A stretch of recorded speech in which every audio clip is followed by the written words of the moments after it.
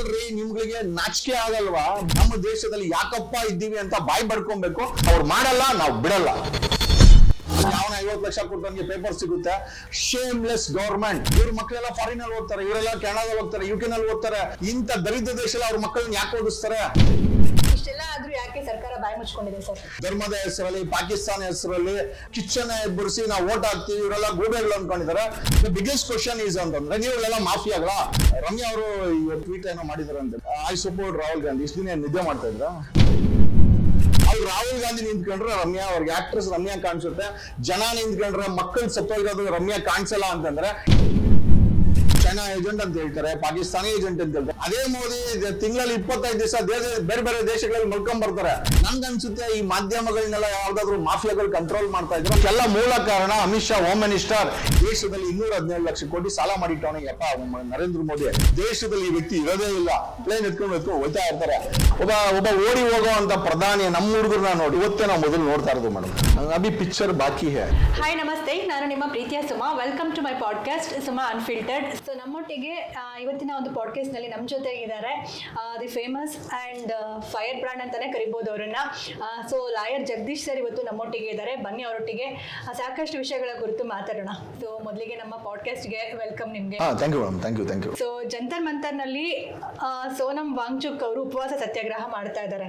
So ಮಾಡ್ತಾ ಇಷ್ಟು ದಿನಗಳ ಕಾಲ. ಸೊ ಇದರ ವಿಚಾರದ ಬಗ್ಗೆ ಏನ್ ಹೇಳ್ತೀರಾ ಸರ್? ಡೆಫಿನೆಟ್ಲಿ ಈ ದೇಶದಲ್ಲಿ ಅರಾಜಕತೆ ನಡೀತಾ ಇದೆ.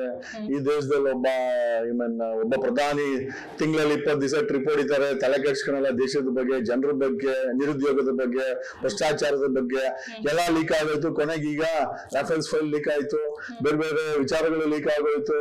ದೇಶದ ಗಡಿನೂ ಲೀಕ್ ಆಗ್ಬಿಟ್ಟಿದೆ ನೋಡಿ. ಒಳಗಡೆ ಬಂದು ನುಗ್ಗಿ ಆಡಿಯೋ ಸಿಗ್ತಾರೆ, ಬಾಂಬ್ ಬಿಡ್ತಾರೆ, ಈ ತರ ಆಗ್ಬಿಟ್ಟಿದೆ. ಈಗ ಕೊನೆಗೆ ಮಕ್ಕಳು ಓದೋ ಪೇಪರ್ನು ಕೂಡ ಲೀಕ್ ಆಗ್ತಾ ಇದೆ ಅಂತಂದ್ರೆ ₹10 ಡೈಪರ್ ಲೀಕ್ ಆಗಲ್ಲ. ಯಾವ ಕಂಪನಿ ಅವ್ನು ಮಾಡ್ತಾನೆ, ₹10 ಡೈಪರ್ ಲೀಕ್ ಆಗಲ್ಲ ಅಂತಂದ್ರೆ ಈ ದೇಶದಲ್ಲಿ ಪೇಪರ್ ಲೀಕ್ ಆಗಲಾಗುತ್ತೆ ಅಂತಂದ್ರೆ ಓದುವಂತ ಮಕ್ಕಳಿಗೆ ಓದನ್ನ ಬುಕ್ ಎತ್ಕೊಂಡು ಕುತ್ಕೊಂಡ ಅಂದ್ರೆ ನಿನ್ ಭವಿಷ್ಯ ಕಣ, ಅದು ನಮ್ಮ ಹತ್ರ ದುಡ್ಡಿಲ್ಲ, ನೀನ್ ಓದ್ಬಿಟ್ಟು ಏನಾದ್ರು ಆಗ್ಬಹುದು ಅಂತ ಹೇಳೋ ಅಂತ ಮಕ್ಕಳಿಗೆ, ಅತಿ ಹೆಚ್ಚಿನ ಮಕ್ಕಳಿರುವಂತ ಈ ದೇಶದಲ್ಲಿ, ಓದನೆ ನಂಬ್ಕೊಂಡಿರುವಂತ ದೇಶದಲ್ಲಿ ದುಡ್ಡಿರೋರ್ಗೆ ಏನ್ ಸಮಸ್ಯೆ ಇಲ್ಲ. ದುಡ್ಡಿರೋನ್ ಬೇಕಾದ್ರೆ ಒಂದು 10 ಕೋಟಿ ಕೊಟ್ಟು ಪೇಪರ್ ತಗೊಂಡು, ಒಂದು 10 ಕೋಟಿ ಕೊಟ್ಟು ಎಕ್ಸಾಮ್ ಏನೋ ಸರ್ಟಿಫಿಕೇಟ್ ತಗೊಂಡು, ಇನ್ನೊಂದು 10 ಕೋಟಿ ಕೊಟ್ಟು IAS IPS ಬೇರೆ ಏನೋ ತಗೊಳ್ತಾನೆ. ಬಟ್ ಇವತ್ತು ಓದನೆ ನಂಬ್ಕೊಂಡು ಭವಿಷ್ಯ ಮಾಡ್ಕೊಂತಾರ ಹುಡುಗರುಗಳಿಗೆ. ಇದು ಈ ದೇಶದಲ್ಲಿ ಈ ಬಿಜೆಪಿ ಮೋದಿ ಸರ್ಕಾರ ಮಾಡ್ತಾ ಇರುವಂತ ದೊಡ್ಡ ಅನ್ಯಾಯ, ಒಂದು ಅಕ್ರಮ ಇದು. ಆಮೇಲೆ ನಾಚಿಕೆಗೇಡಿನ ಸಂಗತಿ, ಇಷ್ಟೆಲ್ಲ ಆಗಿ 20 ದಿವಸದಿಂದ ಅಲ್ಲಿ ಪ್ರೊಟೆಸ್ಟ್ ಮಾಡ್ತಾ ಇದ್ರು ಸಹ ರಾಜೀನಾಮೆ ಕೊಡ್ತೀವಿ ಅಂತ ಸ್ಪಂದನೆ ಮಾಡಕ್ ಯೋಗ್ಯತೆ ಇಲ್ಲ ಅಂದ್ಮೇಲೆ ಓಟಿಗೆ ನಮ್ಮ ಹತ್ರ ಬರ್ತಾರೆ, ಟ್ಯಾಕ್ಸ್ ಕಟ್ಟಕ್ ನಮ್ಮ ಹತ್ರ ಬರ್ತಾರೆ, ಎಲ್ಲಾ ವಿಚಾರ ನಾವು ಬೇಕು. ಆದ್ರೆ ಇವ್ರಿಗೆ ತಪ್ಪು ಮಾಡಿದಾಗ ರಾಜೀನಾಮೆ ಕೊಡ್ಲಿಕ್ಕೆ ಎಲ್ಲೋ ಒಂದ್ ಕಡೆ ಸ್ವಾರ್ಥನೋ ಅಥವಾ ಒಂದು ಸ್ವಾಭಿಮಾನನೋ ನನ್ಗೆ ಗೊತ್ತಿಲ್ಲ ಮೇಡಮ್. ತಂದೆ ತಾಯಿಗಳು ಮಕ್ಕಳ ಮೇಲೆ ಸಾಕಷ್ಟು ಒಂದು ಭವಿಷ್ಯದ ಭರವಸೆಯನ್ನ ಇಟ್ಕೊಂಡು ದುಡ್ಡನ್ನ ಕೊಟ್ಟು ಕೋಚಿಂಗ್ ಸೆಂಟರ್ಗಳಿಗೆ ಸೇರಿಸಿ ಅವರು ಎಕ್ಸಾಮ್ಸ್ಗೆ ತರಬೇತಿಯನ್ನ ಕೊಡ್ಸಿರ್ತಾರೆ. ಸೊ ಈ ರೀತಿ ಪೇಪರ್ ಲೀಕ್ ಆದಾಗ ಕಷ್ಟಪಟ್ಟು ಓದಿರುವಂತಹ ಮಕ್ಕಳ ಭವಿಷ್ಯ ಏನು sir? Definitely there is no value for merit. ಇವತ್ತು ಕಷ್ಟಪಟ್ಟು ಓದುವಂತ ಮಕ್ಕಳು 10ನೇ ಕ್ಲಾಸ್ ಅಲ್ಲಿ ಮಕ್ಕಳಿಗೆ ನೆನೆ ಯಾರೋ ಟೀಚರ್ ಮಾತಾಡ್ತಾ ತಮ್ಮ ನೋವನ್ನ ಹೇಳ್ಕೊಂತ ಇದ್ರು. 10ನೇ ಕ್ಲಾಸ್ ಅಲ್ಲಿ ಇದೊಂದು ವರ್ಷ ಕಣ ಕಷ್ಟಪಟ್ಬಿಡು, ಇದೊಂದು ವರ್ಷ ಮಗಳೇ ಕಷ್ಟಪಟ್ಬಿಡು, PUC ನಲ್ಲಿ ಕಷ್ಟಪಟ್ಬಿಡು, BE ಓದ್ಬೇಕಾರೆ, ಮೆಡಿಸಿನ್ ಮಾಡ್ಬೇಕಾದ್ರೆ ಕಷ್ಟ. ಆ ಮಕ್ಕಳು ಪೂರ್ತಿ ಜೀವನ ಪೂರ್ತಿ ಟೆನ್ಷನ್, ಅವ್ರಿಗೆ ನಿದ್ದೆಗಳಿಲ್ಲ, ಆರೋಗ್ಯದ ಹಾಳಾಗೋಗುತ್ತೆ.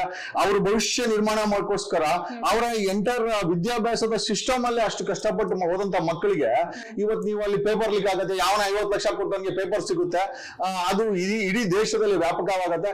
21 ಜನ ಮಕ್ಕಳು ಆತ್ಮಹತ್ಯೆ ಮಾಡ್ಕೊಂಡಿದ್ದಾರೆ. ನಾಚಿಕೆ ಏನಾದ್ರೂ ಇದೆಯಾ ಈ ಸರ್ಕಾರಕ್ಕೆ ಅನ್ನೋ ಒಂದು ವಿಚಾರವನ್ನು ಕೂಡ ಕೇಳಬೇಕಾಗಿದೆ. Shameless government. ಯಾಕೆ ಅಂತಂದ್ರೆ ಈ ಒಂದು ಸಾವುಗಳು ಇವತ್ತು ಈ ಮಂತ್ರಿ ಮನೆಗಳಲ್ಲೋ, MLA ಮನೆಗಳಲ್ಲೋ, MP ಮನೆಗಳಲ್ಲೋ ಆಗ್ಬೇಕಾಗಿತ್ತು. ಆಗೋದು ಬೇಡ. ನಾವು ಯಾರ ಮಕ್ಕಳನ್ನು ಸಾಯಿಲಿ ಅಂತ ನಾವು ಎಲ್ಲೂ ಕೂಡ ಹೇಳಲ್ಲ. ಆ ನೋವು ಸತ್ತಿರೋರ್ಗೆ ಗೊತ್ತಿರೋದು. ಇವ್ರ ಮಕ್ಕಳೆಲ್ಲ ಫಾರಿನ್ ಅಲ್ಲಿ ಓದ್ತಾರೆ, ಇವರೆಲ್ಲ ಕೆನಡಾದಲ್ಲಿ ಹೋಗ್ತಾರೆ, UK ನಲ್ಲಿ ಓದ್ತಾರೆ, ಅಮೆರಿಕನ್ ಯೂನಿವರ್ಸಿಟಿಗಳು ಓದ್ತಾರೆ. ಇಂಥ ದರಿದ್ರ ದೇಶದಲ್ಲಿ ಅವ್ರ ಮಕ್ಕಳನ್ನ ಯಾಕೆ ಓದಿಸ್ತಾರೆ? ಇವತ್ತು ಸಾಯ್ತಾ ಇರೋದು ಸಾಮಾನ್ಯ ಜನ, ಸಿಕ್ಕಾಕೊಂಡಿರೋದು ಸಾಮಾನ್ಯ ಜನ.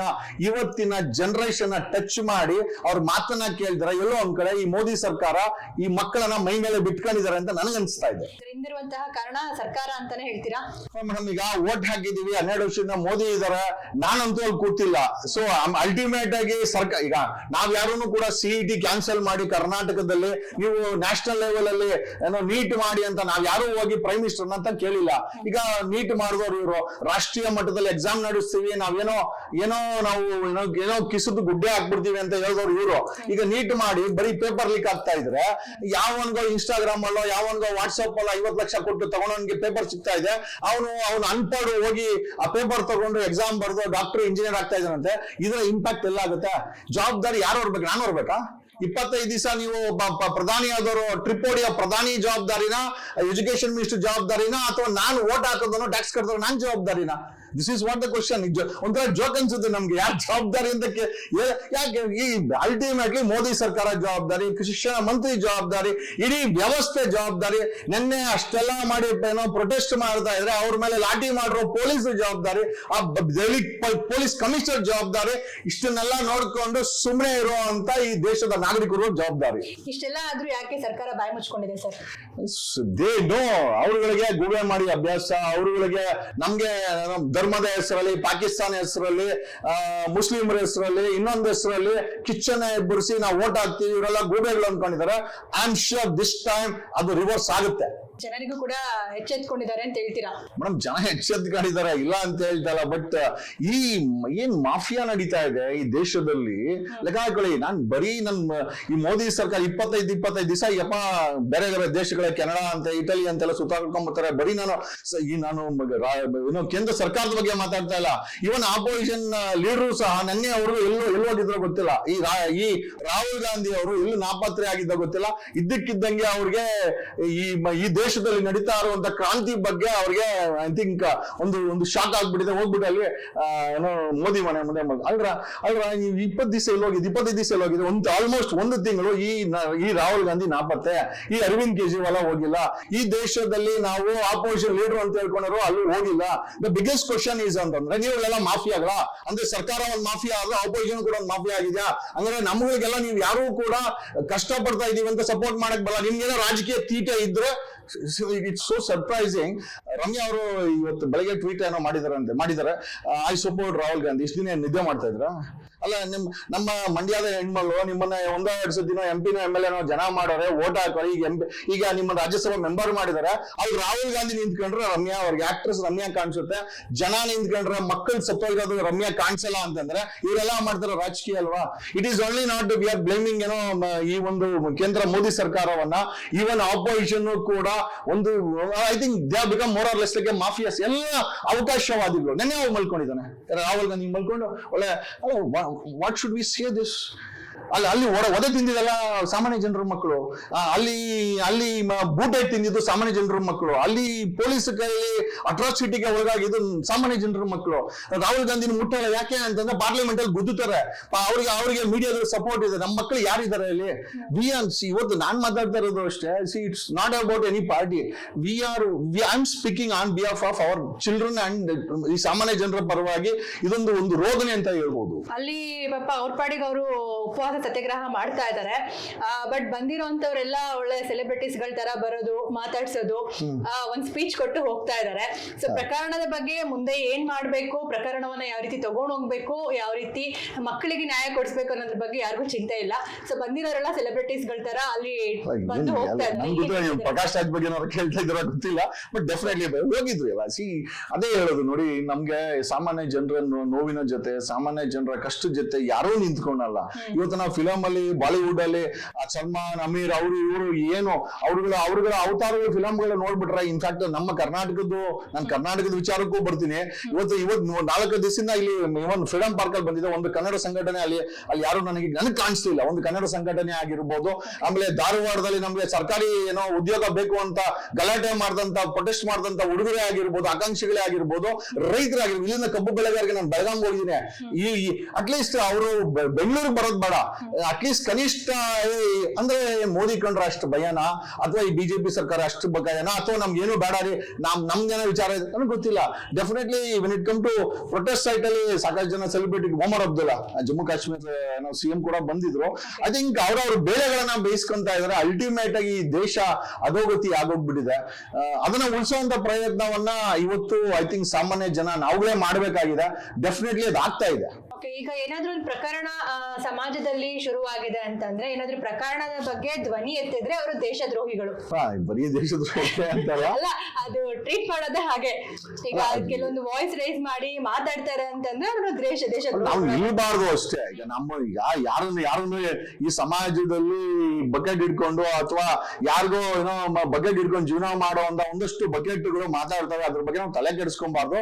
ನೋಡಿ, ಎಲ್ಲಿವರೆಗೂ ಹೊಗಳೋರು ಇರ್ತಾರೋ ಬೊಗಳೋರು ಕೂಡ ಇರ್ತಾರೆ. ಆ ಬೊಗಳೋರ್ ಬಗ್ಗೆ ನಾವು ಸೈಡ್ಗೆ ಇಟ್ಬಿಟ್ಟು ಇವಾಗ ಬರೀ ನೀವು ದೇಶದ್ರೋಹಿ ಅಥವಾ ದೇಶದ್ರೋಹಿ ಅಂತ ಹೇಳ್ತಾ ಇಲ್ಲ, ಚೈನಾ ಏಜೆಂಟ್ ಅಂತ ಹೇಳ್ತಾರೆ, ಪಾಕಿಸ್ತಾನಿ ಏಜೆಂಟ್ ಅಂತ ಹೇಳ್ತಾರೆ, ಅಲ್ಲ ಯಾರು ಹೇಳ್ತಾರೆ ಅಂತಂದ್ರೆ ಯಾರು ಈ ಬಿಜೆಪಿಗೆ ಮೋದಿ ವೋಟ್ ಹಾಕಿದ್ರೆ ಹೇಳ್ತಾರೆ. ಅದೇ ಮೋದಿ ತಿಂಗಳಲ್ಲಿ 25 ದಿವಸ ಬೇರೆ ಬೇರೆ ದೇಶಗಳಲ್ಲಿ ಮಲ್ಕೊಂಡ್ ಬರ್ತಾರೆ. ಈಗ ಫ್ರಾನ್ಸ್ ಬರ ಅರ್ಜೆಂಟ್ ಓಡ್ ಬರಕಂತೂ ಆಗಲ್ಲ, ಅಲ್ಲಿದ್ದು ಊಟ ಮಾಡಿ ಅಲ್ಲೇ ಮಲ್ಕೊಂಡು ಅಲ್ಲೇ ಔತಾಚಾರ್ಯವನ್ನ ಮಾಡ್ಕೊಂಡು, ಈಗ ನಾವ್ ಯಾವತ್ತೂ ಕೂಡ ಫ್ರಾನ್ಸ್ ಹೋದಾಗ ಫ್ರಾನ್ಸ್ ಏಜೆಂಟ್ ಈ ಮೋದಿ ಅಂತ ನಾವ್ ಹೇಳೇ ಇಲ್ಲ. ಈಗ ನಾವು ಪಾಕಿಸ್ತಾನಕ್ಕೆ ಬಿರಿಯಾನಿ ತಿನ್ನಕ್ ಹೋಗಿದ್ರು, ನಾವು ಪಾಕಿಸ್ತಾನ ಏಜೆಂಟ್ ಅಂತ ಅಲ್ರಿ. ನಾವು ಎಂಬಸಿಗೆ ಹೋಗಿ ಯಾರೋ ಜೊತೆ ಫೋಟೋ ಇಡ್ಸ್ಕೊಂಡ್ರ ಈಗ ನಾವು ಚೈನಾ ಏಜೆಂಟ್ ಆಗ್ಬಿಡ್ತೀವಿ ಇವ್ರ ಪ್ರಕಾರ. ಇವ್ರು ಬ್ಯಾನ್ ಮಾಡೋದು. ಆದ್ರೆ ಅದೇ ಮೋದಿ ಅವರು ತಿಂಗಳಲ್ಲಿ 20 ದಿವಸ ಪ್ಲೆಜರ್ಗೋಸ್ಕರನೋ ಅಥವಾ ಗೊತ್ತಿಲ್ಲ, ನನಗೆ ಗೊತ್ತಿಲ್ಲ. ಐ ಥಿಂಕ್ ಈ ಗೋಸ್ ಫಾರ್ ಪ್ಲೆಜರ್ ಅಂತ ನನಗನ್ನಿಸ್ತದೆ. ಯಾಕೆ ಅಂತಂದ್ರೆ ಇದುವರೆಗೂ ಯಾವುದೇ ದೇಶಕ್ಕೂ ಹೋದ್ರು ನಮ್ಮ ದೇಶಕ್ಕೆ ಏನು ಉಪಯೋಗ ಆಗಿದೆ ಅಂತ ಆ ವ್ಯಕ್ತಿನೂ ಹೇಳಿಲ್ಲ, ನಾವು ಕೇಳಿಲ್ಲ ಆ ವ್ಯಕ್ತಿನ. ಮಾಧ್ಯಮಗಳು ಈ ಪ್ರಕರಣವನ್ನ ನ್ಯಾಯಯುತವಾಗಿ ವರದಿ ಮಾಡಿದ್ದೆ ಅಂತ ನಿಮ್ಗೆ ಅನಿಸ್ತಾ ಇದೆಯಾ ಸರ್? ಮಾಧ್ಯಮ sorry to say this, they have become mafias. ಯಾರು ಬಿಜೆಪಿ ಅವರು ಒಂದಷ್ಟು ಕಾಸು ಕೊಡ್ತಾರೆ ಸ್ಪಾನ್ಸರಿಂಗ್, ಕಾಂಗ್ರೆಸ್ ಅವರು ಒಂದಷ್ಟು ಕಾಸು ಮಾರಿಕೊಂಡ ಮಾಧ್ಯಮ ಅಂತ ನಾನು ಹೇಳಕ್ ಹೋಗಲ್ಲ. ಅವ್ರು they have become more or less like a mafias. ನೋಡಿ, ಕಳೆದ 4 ದಿವಸದಿಂದ ಇಷ್ಟೆಲ್ಲ ನಡೀತಾ ಇದೆ. ಮಾಧ್ಯಮಗಳ ಜವಾಬ್ದಾರಿ ಸರ್ಕಾರದ ತಪ್ಪು ನಡೆಗಳ ವಿರುದ್ಧವಾಗಿ ಸಾಮಾನ್ಯ ಜನರ ನೋವಿನ ಜೊತೆ ನಿಂತ್ಕೊಬೇಕಾದಂತ ಮಾಧ್ಯಮಗಳು ಅದ್ರ ಬಗ್ಗೆ ವಿಚಾರನೇ ಎತ್ತಲ್ಲ, ಚಕಾರನೂ ಮಾಡಲ್ಲ. ನನ್ಗನ್ಸುತ್ತೆ ಈ ಮಾಧ್ಯಮಗಳನ್ನೆಲ್ಲ ಯಾವ್ದಾದ್ರು ಮಾಫಿಯಾಗಳು ಕಂಟ್ರೋಲ್ ಮಾಡ್ತಾ ಇದ್ರ, ಅಥವಾ ಆ ಮಾಫಿಯಾ ಕಂಟ್ರೋಲ್ಗೆ ಮಾಧ್ಯಮಗಳು ಹೊರಟೋಗ್ಬಿಟ್ಟಿದ್ಯಾ, ಅಥವಾ ಈ ನಮ್ಗಂತೂ ಅರ್ಥ ಆಗ್ತಾ ಇಲ್ಲ. ಮಾಧ್ಯಮಗಳು ಬರೀ 4th ಪಿಲ್ಲರ್, ಯಾವ್ದಾದ್ರು ಭಾಷಣಗಳಲ್ಲ, ಯಾವ್ದಾದ್ರು ಪ್ರಶಸ್ತಿ ಸಮಾರಂಭಗಳಲ್ಲ ಇವ್ರು ಹೇಳ್ಕೊಂತಾರೆ. ಖಂಡಿತವಾಗಿ ಅವ್ರು 4th ಪಿಲ್ಲರು ಅಲ್ಲ. ಯಾವ ಪಿಲ್ಲರ್ ನಮ್ಗನ್ಸಿದ ಪ್ರಕಾರ ಇವರು ಒಂಥರ ಮಾಫಿಯಾ ಪಿಲ್ಲರ್ ಆಗ್ಬಿಟ್ಟಿದ್ದಾರೆ ಅಂತ ನನಗನ್ನಿಸ್ತಾ ಇದೆ. ಸೋಷಿಯಲ್ ಮೀಡಿಯಾ ಈ ಪ್ರಕರಣದ ಮೇಲೆ ಎಷ್ಟು ಪ್ರಭಾವ ಬೀರಿದೆ ಅಂತ ಅನಿಸ್ತಾ ಇದೆ ಸರ್? 100% ಪ್ರಭಾವ ಬೀರಿದೆ ಮೇಡಮ್. ಇವತ್ತು ಇನ್ಫ್ಯಾಕ್ಟ್ ಯಾವ ಮಟ್ಟಕ್ಕೆ ಎಚ್ಚರಿಕೆ ಅಂತಂದಿದ್ರೆ, ಇನ್ಫ್ಯಾಕ್ಟ್ ಕರ್ನಾಟಕದಲ್ಲಿ sorry to say this, Kumaraswamy ಅವರ ತಾಯಿಯವರ ಅಂತ್ಯಕ್ರಿಯೆ ನಡೀತಾ ಇತ್ತು. ಅದು ಕೂಡ ಸೋಷಿಯಲ್ ಮೀಡಿಯಾದಲ್ಲಿ ಹೈಪ್ ಆಗ್ಲಿಲ್ಲ. It was only Delhi. ನಮ್ಮ ಮಕ್ಕಳು ಅಲ್ಲಿ ಪೊಲೀಸರು ಹೊಡಿತಾ ಇದ್ದಾರೆ, ಟಿಯರ್ ಗ್ಯಾಸ್ ಆಗಿದೆ, ಮೋದಿ ಓಡೋಗ್ಬಿಟ್ರು, ಪಾರ್ಲಿಮೆಂಟ್ ಬಿಟ್ಟು ಓಡೋಗ್ಬಿಟ್ರು ಅಂತ ಅವರೇ ಒಪ್ಕೊಂಡಿದ್ದಾರೆ. In fact I think BJP MP ಕಂಗನಾ ರನೌಟೆ ಹೇಳಿದ್ದಾರೆ, ನಮ್ಗೆಲ್ಲ ಭಯ ಆಯ್ತು, ನಾವು ಓಡೋಗ್ಬಿಟ್ರಿ, ಅಥವಾ ಅಲ್ಲಿಂದ ಜಾಗ ಖಾಲಿ ಮಾಡಿದ್ರು ಅಂತ ಹೇಳ್ಕೊಂಡಿದ್ದಾರೆ. ಸೊ ನಮ್ entire internet was burning with this Delhi issue. 21 ಜನ ಮಕ್ಕಳು ಸತ್ತೋಗಿದ್ದಾರೆ, ಸತ್ಯಾಗ್ರಹ ಆಗ್ತಾ ಇದೆ. ಉಪವಾಸ ಕೂತಿದ್ದಂತ ಸೋನು ವಾಗ್ಚುಕನ್ನ ಎತ್ತಾಕೊಂಡು ಹೋಗಿದ್ದಾರೆ. ಅವ್ರು ಏನಾಗಿದ್ದಾರೆ ಅಂತ ನಮ್ಗೆ ಗೊತ್ತಾಗಿಲ್ಲ. ಅದನ್ನ ಎತ್ತಾಕೊಂಡು ಹೋಗಿ ಅದನ್ನ ಹೇಳ್ತಾರೆ, ತಗೊಂಡು ಹೋಗುವಂತಹ ಒಂದು ಏನಿತ್ತು ಸರ್ ಅಂತ ಒಂದು ಸಿಚುವೇಶನ್. ಅದೇ ಮೇಡಮ್ ಹೇಳಿದ್ರೆ, ಈಗ ಮಾಧ್ಯಮ ಮಾಫಿ, ಸರ್ಕಾರನೂ ಮಾಫಿಯಾನ್ ಆಗ್ಬಿಟ್ಟಿದೆ. ಇವತ್ತು ರಾಜಕಾರಣಿಗಳು, MP ಗಳು, MA ಗಳು ಒಂದು ರೀತಿ ಮಾಫಿಯಾಗಳಾಗ್ಬಿಟ್ಟಿದ್ದಾರೆ. ಈಗ ಅಲ್ಲ ಮೇಡಮ್, ಈಗ ಅಲ್ಲಿ ಇನ್ಫ್ಯಾಕ್ಟ್ ಈಗ ಜನರಲ್ ಡಯರ್ 5,000 ಜನಗಳನ್ನ 1920ರಲ್ಲಿ ಜಲಿಯನ್ ವಾಲಾ ಬಾಗ್ ಕೊಂದ. ಅವನು ಬ್ರಿಟಿಷ್, ಕೊಂದವರೆಲ್ಲ ನಮ್ಮವರು. ಈಗ ಇಲ್ಲಿನೂ ಅಷ್ಟೇ, ಸರ್ಕಾರ ಇದೆಯಲ್ಲ ಒಂದು ರೀತಿ ಆದೇಶ ಮಾಡಿದ್ರೆ ಅಲ್ಲಿ ಸಾಮಾನ್ಯ ಜನರು, ಪೊಲೀಸ್ ಅವರೇ ನಮ್ಮನ್ನು ಹೊಡೆಯೋದು, ಬಡಿಯೋದು, ನಮ್ಮ ಮಕ್ಕಳಿಗೆ ಅಲ್ಲಿ ಸಾಯಿಸಕ್ ಹೋಗೋದು, ಅವ್ರಗಳ ಮೇಲೆ FIR ಗಳು ಮಾಡೋದು, ನಮ್ಮ ಜನರನ್ನೇ ನಮ್ಮ ವಿರುದ್ಧವಾಗಿ ಈ ಸರ್ಕಾರ ಬಳಸ್ಕೊಂತ ಇದೆ. ತುಂಬಾ ನೋವಿನ ಸಂಗತಿ ಅಂತ ಹೇಳ್ಬೇಕಾಗತ್ತೆ. ಇನ್ಫ್ಯಾಕ್ಟ್ ಇನ್ನೊಂದು ನೋವಿನ ಸಂಗತಿ ಏನು ಅಂತಂದ್ರೆ, ನೆನ್ನೆ ದೆಹಲಿ ಹೈಕೋರ್ಟ್ ಮುಂದೆ ಹೋಗಿದೆ PAL, ಸ್ವಾಮಿ ನಮ್ಗೆ ರಕ್ಷಣೆ ಕೊಡಿ, ಪೊಲೀಸರೆಲ್ಲ ಹೊರದಾಕ್ಬಿಟ್ರು ಅಂತ. ನಮ್ಮನ್ನ ಸರ್ಕಾರ, ಪೊಲೀಸರು ಮಧ್ಯೆ ನಮ್ಮನ್ನು ತರಬೇಡಿ ಅಂತೇಳಿ ಡೆಲ್ಲಿ ಹೈಕೋರ್ಟ್ ಅದನ್ನ ಸೈಡ್ ಕಳಿಸಿದೆ. ಸುಪ್ರೀಂ ಕೋರ್ಟ್ಗೆ ಹೋಗಿದೆ. ನಮ್ಗೆ ವಿಡಿಯೋ ನೋಡಕ್ಕೆ ಸಮಯ ಇಲ್ಲ, ವಿ ಆರ್ ವೆರಿ ಬಿಸಿ ನಿಲ್ಲಿಸಿ, ನೀವು ಕೂಡ ಟೈಮ್ ವೇಸ್ಟ್ ಮಾಡಬೇಡಿ ಅಂತೇಳಿ APLU ಕೂಡ ಸೈಡ್ ಲೈನ್ ಆಗಿದೆ. ಮೇಡಮ್, ಈಗ ಸರ್ಕಾರ ನಮ್ಮ ಧ್ವನಿ ಕೇಳಲ್ಲ, ಈ ಮಾಧ್ಯಮಗಳು ನಮ್ಮ ನಮ್ಮ ನೋವನ್ನ ವ್ಯಕ್ತಪಡಿಸಲ್ಲ. ಅಟ್ಲೀಸ್ಟ್ ಅವರು ಅದನ್ನ ಅವರ ಚಾನೆಲ್ಗಳು ಅದನ್ನ ಹಾಕಲ್ಲ. ಒಂದ್ ಕಡೆ ಹೈಕೋರ್ಟ್ ನಮ್ಮನ್ನ ಎಳ್ತರ್ಬಿಡಿ ಅಂತ ಹೇಳಿ, ಸುಪ್ರೀಂ ಕೋರ್ಟ್ ಹೇಳುತ್ತೆ ನಮ್ಗೆ ಸಮಯ ಇಲ್ಲ ಅಂತ ಹೇಳ್ತಾರೆ. ಮೇಡಮ್, ಎಲ್ಲಿ ಹೋಗ್ಬೇಕು ನಾವು ಜನ ಎಲ್ಲಿ ಹೋಗ್ಬೇಕು? ಸೊ ಅಲ್ಟಿಮೇಟ್ ಆಗಿ ನಮ್ಗೆ ಉಳಿದಿರೋದು ಒಂದೇ ಒಂದು ದಾರಿ, ಪ್ರೊಟೆಸ್ಟ್. ಆ ಪ್ರೊಟೆಸ್ಟ್ ತುಂಬಾ ತೀವ್ರವಾಗಬೇಕು, ಸರ್ಕಾರಕ್ಕೆ ಮುಖಭಂಗವಾಗಬೇಕು, ಇಂತಹ ಸರ್ಕಾರಗಳು ನಾಶ ಆಗಬೇಕು, ಮುಂದಿನ ಬರುವಂತ ಸರ್ಕಾರಗಳು ಜನರ ಪರವಾಗಿರುವಂತ ಸರ್ಕಾರಗಳು ರಚನೆ ಆಗಬೇಕು.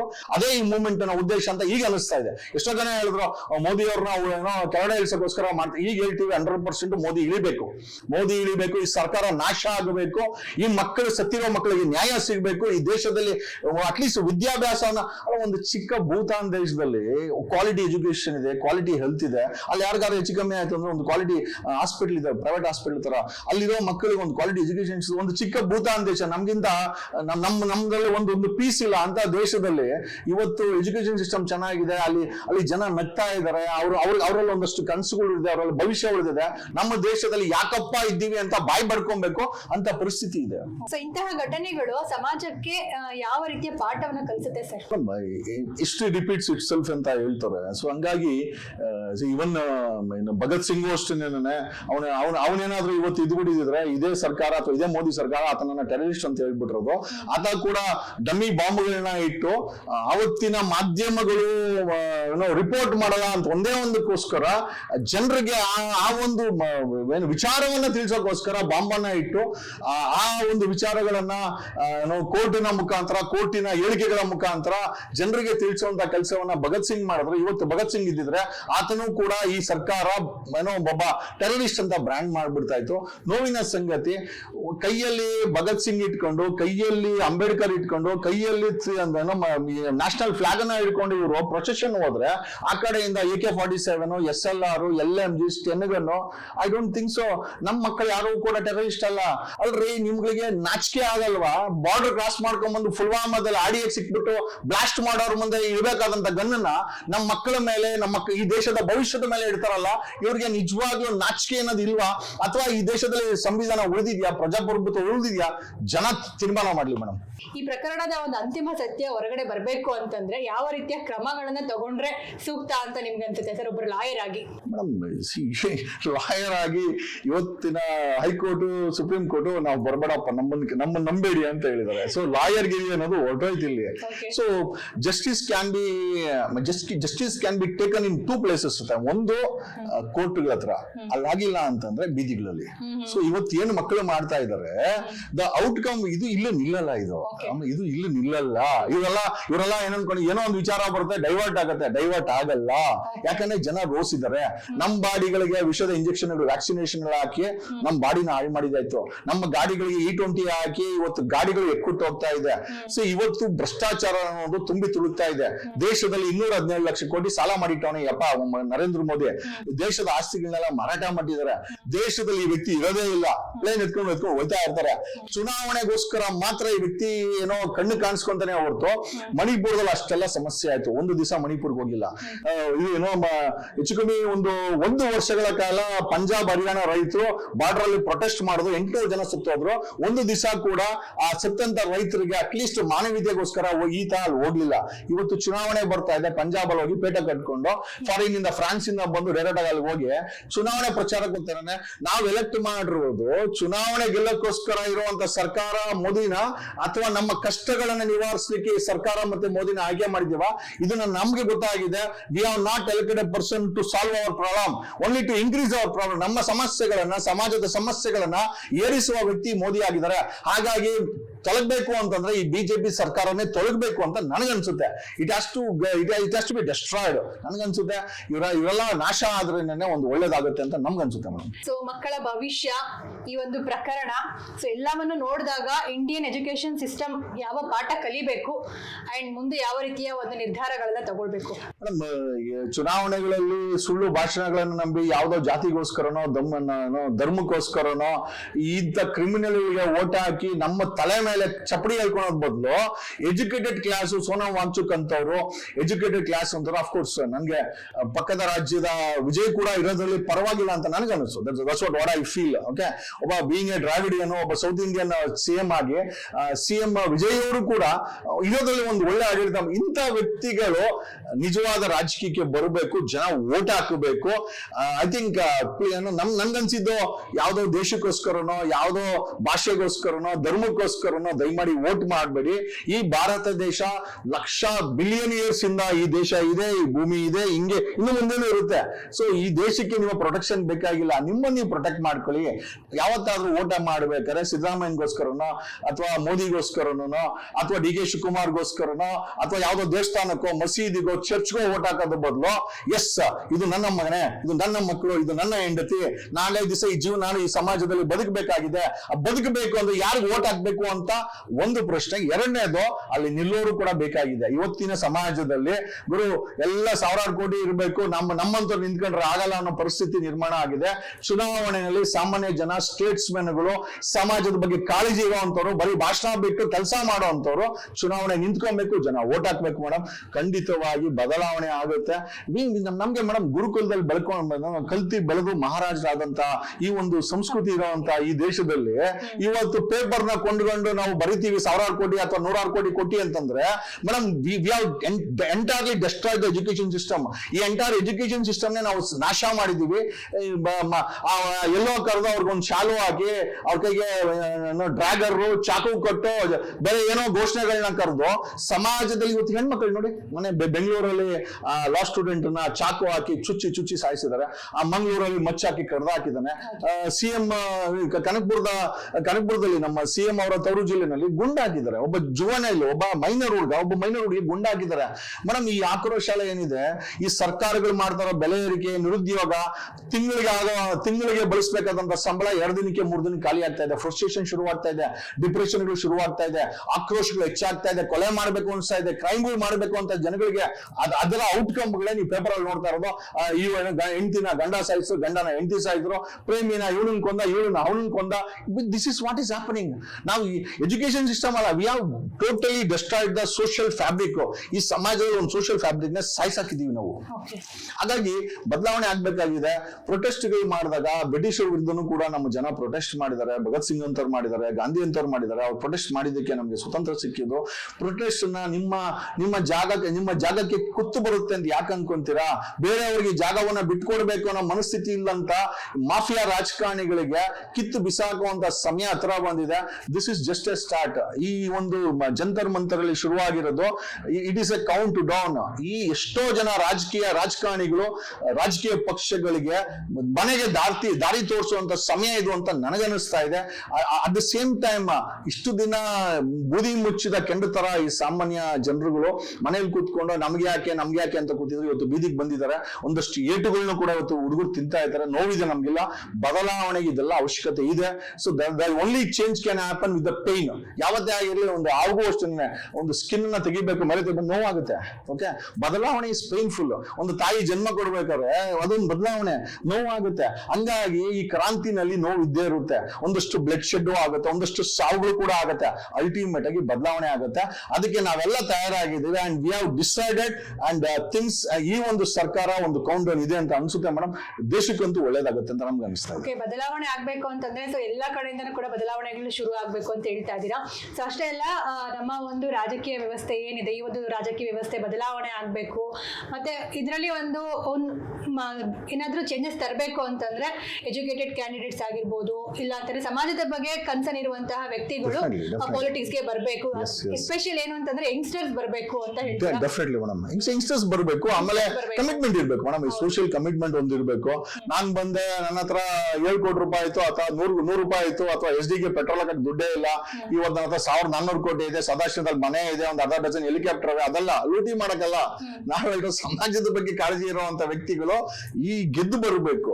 ಆಮೇಲೆ ಗೆದ್ದು ಬಂದ ಮೇಲೆ, ನಾನೊಂದ್ಸತಿ ಗೆದ್ದು ಬಂದ ಮೇಲೆ ಮನೆಗೆ ಹೋಗ್ಬೇಕೆ ಹೊರತು ನನ್ ಮಗನ್ MLC ಮಾಡು, ನನ್ ಮಗನ್ CM ಮಾಡು, ನಮ್ಮ ಅಪ್ಪ ನನ್ನ ಮೊಮ್ಮಗನ್ನ ಇನ್ನೇನೋ ಮಾಡು. ಮೇಡಮ್, ಇದು ಯಾರು ಇದು ರಿಪಬ್ಲಿಕನ್ ಇಂಡಿಯಾ, ಡೆಮೋಕ್ರಸಿನಲ್ಲಿ ಒಬ್ಬ ಆದಿವಾಸಿ ಹೆಣ್ಮಗಳನ್ನ ಕರ್ಕೊಂಡ್ಬಂದು ಈ ದೇಶದ ರಾಷ್ಟ್ರಪತಿ ಮಾಡಿದೀವಿ, ಒಬ್ಬ ಟೀಮ್ ಮಾಡ್ತಾ ಇದ್ದಂಗೆ ಕರ್ಕೊಂಡ್ಬಂದು ಪ್ರೈಮ್ ಮಿನಿಸ್ಟರ್ ಮಾಡಿದೀವಿ ಆಗುವಂತ ಈ ದೇಶದ ಪ್ರಜಾಪ್ರಭುತ್ವದ ಒಂದು ಬ್ಯೂಟಿ ಅದು. ಬಟ್ ಇವ್ರು ಬಂದು ಕೂತ್ಕೊಂಡಾಗ ಇವರು ನಡೆದು ಬಂದ ದಾರಿನ ಮರ್ತೋಗಿ, ಇವರ ಬ್ಯಾಕ್ ಗ್ರೌಂಡ್ ಗಳನ್ನ ಮರ್ತೋಗಿ ದೇಶದಲ್ಲಿ ಸಾಲಕ್ಕೆ ಸಿಲುಕಿಸೋದು, ದೇಶಗಳಿಗೆ ಬಿಡಿದ್ರ ಕಾನೂನುಗಳನ್ನ ತಗೊಂಡ್ಬರೋದು. ಬೆಳಗ್ಗೆ ಆದ್ರೆ ತೊಂದರೆ ಕೂಡ ಏನ್ ಕಾನೂನು ಬೇಕು ಎಲ್ಲ ತಗೊಂಡ್ಬರ್ತಾರೆ.